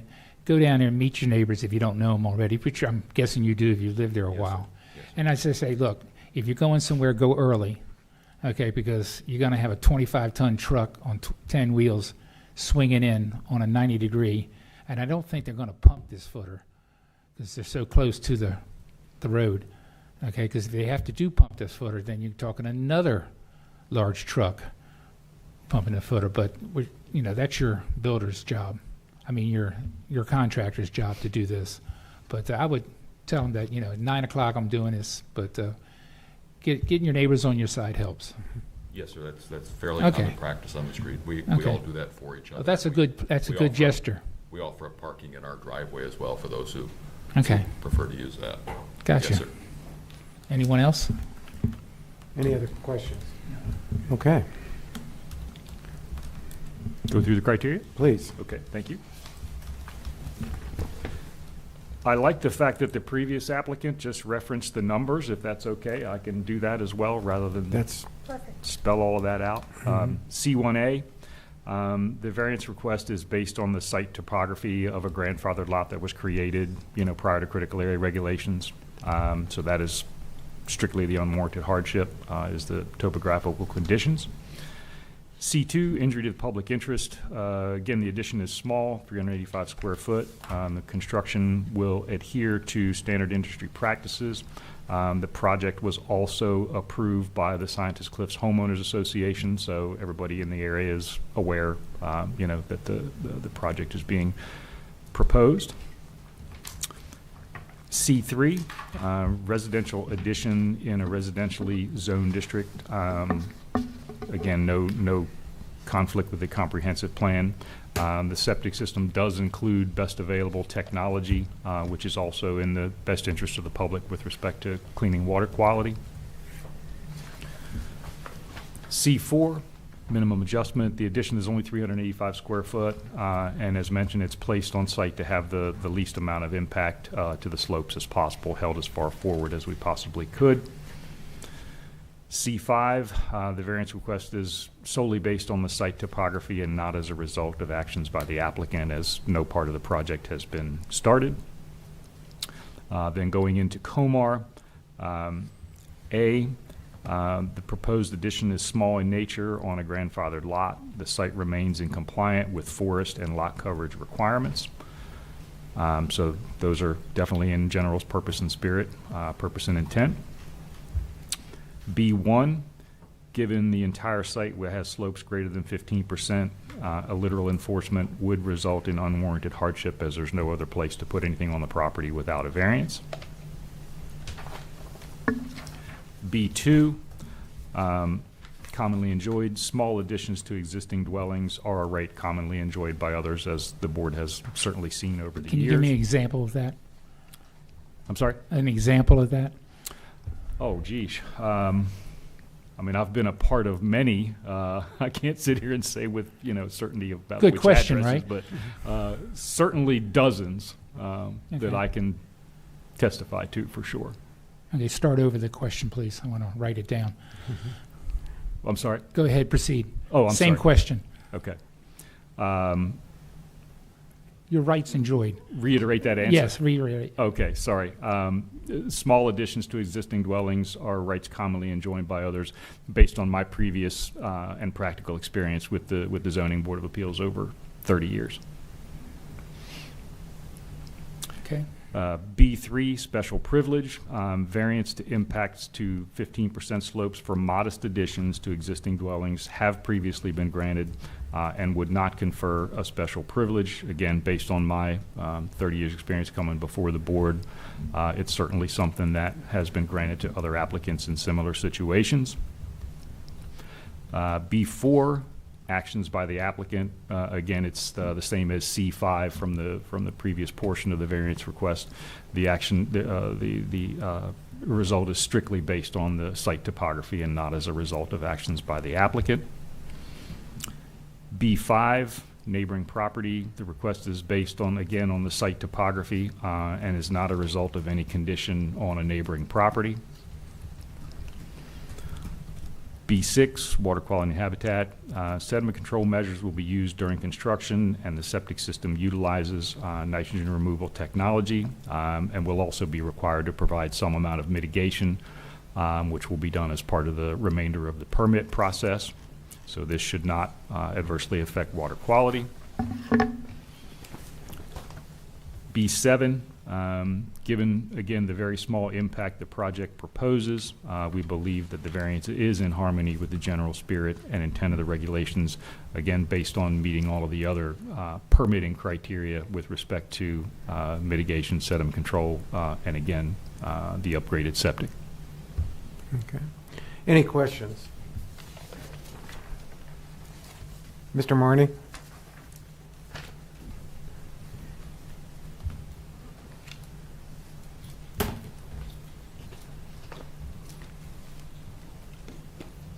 Ron Marley, Land Management Division Chief. Don't think I have anything much to add. No objections to the variance as presented. We received no objections from DNR, but I'm happy to answer any questions the board may have. Okay. Any questions for Mr. Marney? Thank you. Thank you. Okay. Any final comments? Mr. Wall? Nothing Mr. else to Jewell? add? No, sir. Okay. If there are no questions, I would entertain a motion to close the record on BOA case 2026-0015. Move to close record. I'll second it. Mr. Clerk moves, Mr. Briscoe seconds. All in favor? Aye. Opposed? Record is closed. I will now entertain a motion on this case. Motion to move forward on the criteria. Okay. In case 2026-015, the application of the critical area variance of a 1,590 square foot impacts the steep slopes and the expanded buffer proposed attached addition to the existing dwelling at 2460 Athena Road in Port Republic was filed pursuant in the Article 22.9 of the 2025 Calvert County zoning ordinance, which provides the board shall have authority to grant variances with the critical area requirements within this ordinance, otherwise stated.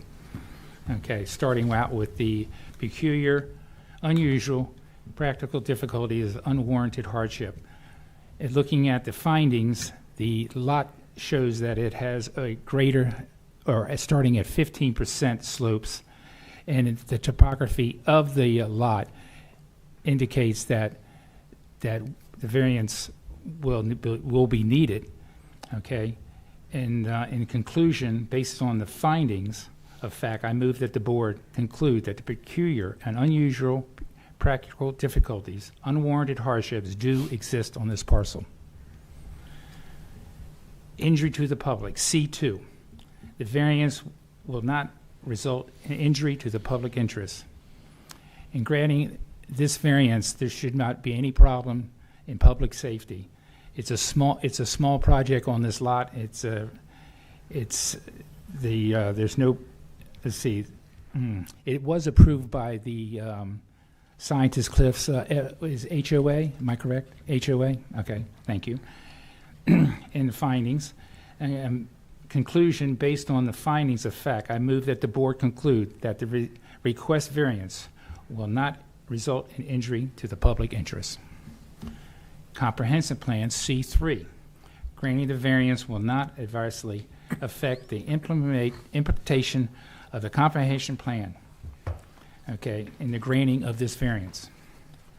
In findings, that there's no issues. Well, the only issue they were worried about was the septic tank, which is directly behind the addition of the house. Okay, well, the addition to the house. Okay, there's no conflict with any other, with the septic field. There's no conflict with the forestry in the woods. There's no trees to be removed. In conclusion, based on these findings of fact, I move that the board conclude that the granting the request variance will not adversely affect the implementation of the comprehensive plan. Minimum adjustment, C4, the variance and minimum adjustment necessary to afford relief, the regulations of the project. In the findings, it's a very small addition. Okay, we're looking at 384, am I correct on that number? 384 square feet. Okay, this addition, it needs to go where it goes because it's on the left side of the house. The right side has the septic field. Okay, In conclusion, I move that based on these findings of fact, I move that the board conclude the request variance is the minimum adjustment necessary to afford the relief of the regulations. Actions by the applicant, C5. The variance request is not based on the conditions of or circumstances which are a result of actions by the applicant. Now, with the size of the lot being as tight as it is and the slopes being over 15%, the location of the addition, okay, and the topography of the lot is limited. They're putting the addition the only place it can go. I move, in conclusion, based on these findings of fact, I move that the board conclude that the request variance is not based upon the conditions, circumstances which are a result of the actions by the applicants. Okay, Comar 2701-1204. Location jurisdiction may not grant a variance unless the local jurisdiction makes written findings based on a competent and substantial evidence that. Okay, and then we're talking at the presumption of a non-compliance with the general purpose of intent. Okay, we don't have any disruption of any trees being removed. We don't have any disruption of the property, of the access to the property. It's a very small addition. Okay, due to this, in conclusion, based on the findings and fact, I move that the board concludes that the applicant has overcome the presumption that the specific development activity of which variance is required does not confirm the general intent and the location of the jurisdiction program. Special conditions of circumstances, unwarranted hardships, B1.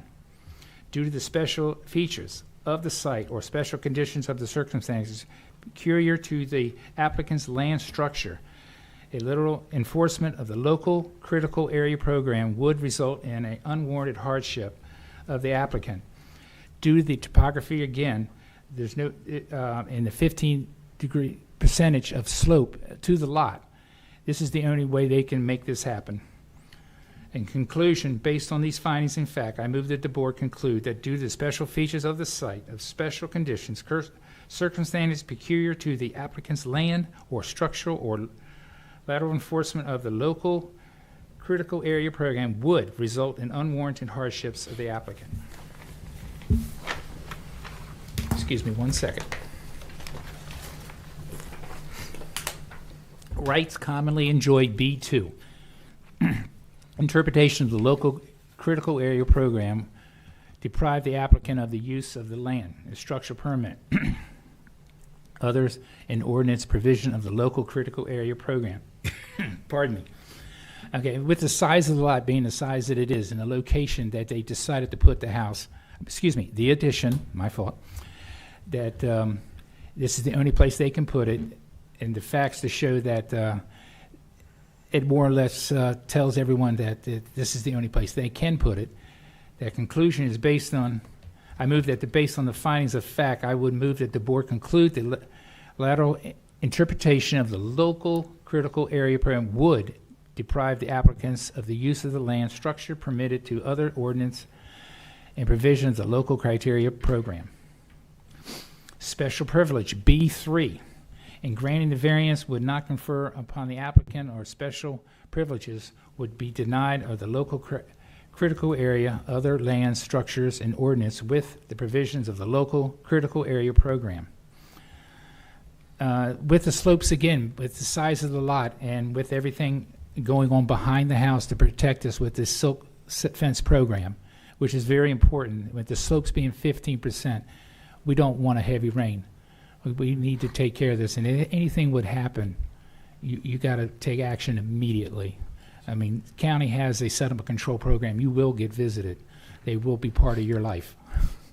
Okay, conclusion, I move that the basing findings of the fact, I move that the board conclude that the granting of the variances would confer with the applicant's special privilege that would deny by the local critical area program to other land structures in accordance with the provisions of the local critical area program. Excuse me, Mr. Scott, I'm could you sorry. repeat that one? I didn't hear on your conclusion. I wanted to make sure I got that A correct. board conclude that granting variance would confer upon the applicants? Would not. Would not.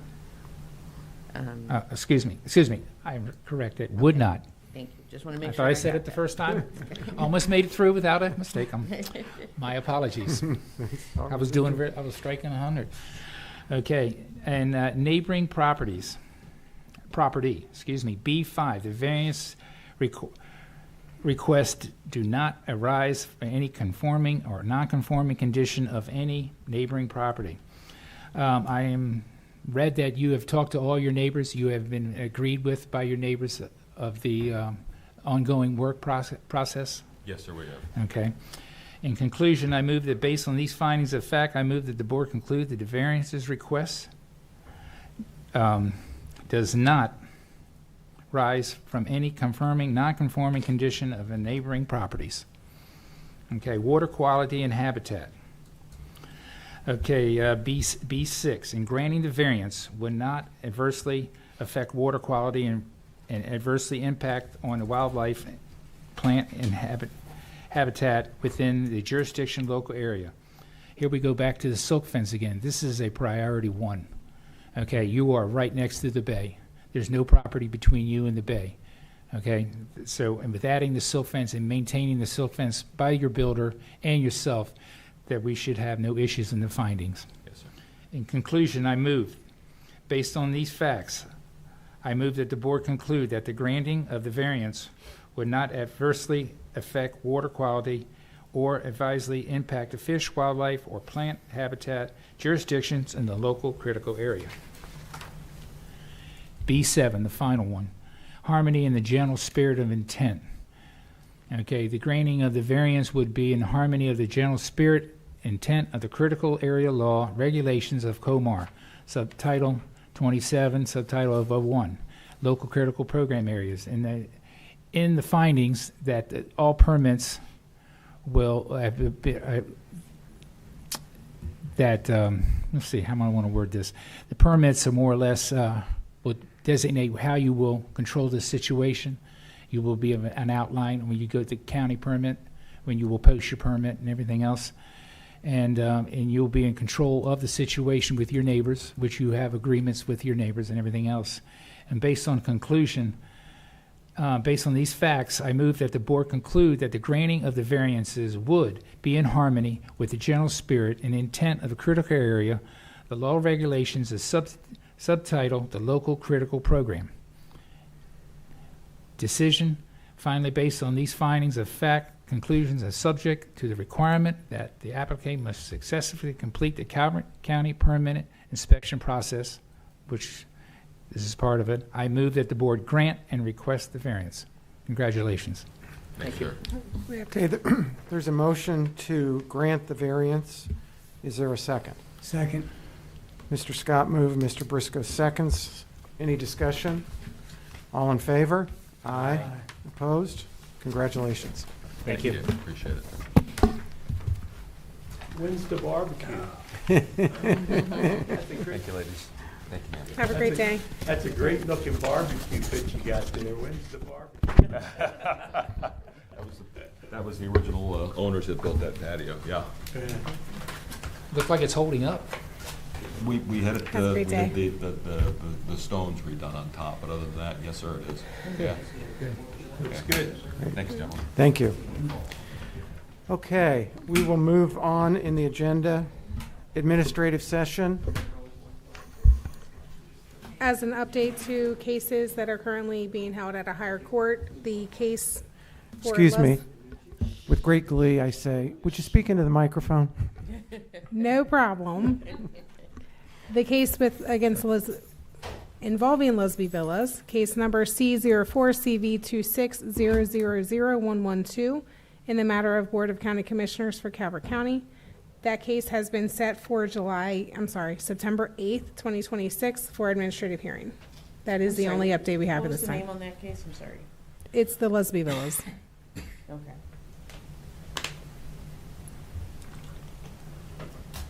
That's the only update I have. That's it, okay. Any questions? Public comment? Mr. Chairman, before you move on, I do have one. Oh, yes, please. Update on the rules and procedures that was supposed to go to Board of County Commissioners this Tuesday. It has been postponed to July 21st. Okay. Okay. Any other administrative items? The only other item I have, Mr. Oberg mentioned to me during the recess that he said that he still can't find our rules of procedure on the website. I thought they were there, but I don't know. I just throw that out in case I'm missing it, or maybe the link is bad. I don't know. I will take a look. Thank you. Okay. Are they on the website or are they in the ordinance? It's in the zoning ordinance, isn't it? No, Yeah, our our rules of procedure is procedures separate are from the zoning separate. ordinance. There is a link that gets sent out to applicants. There are updates ongoing with our website, but we will certainly make a priority to add it on there. Okay.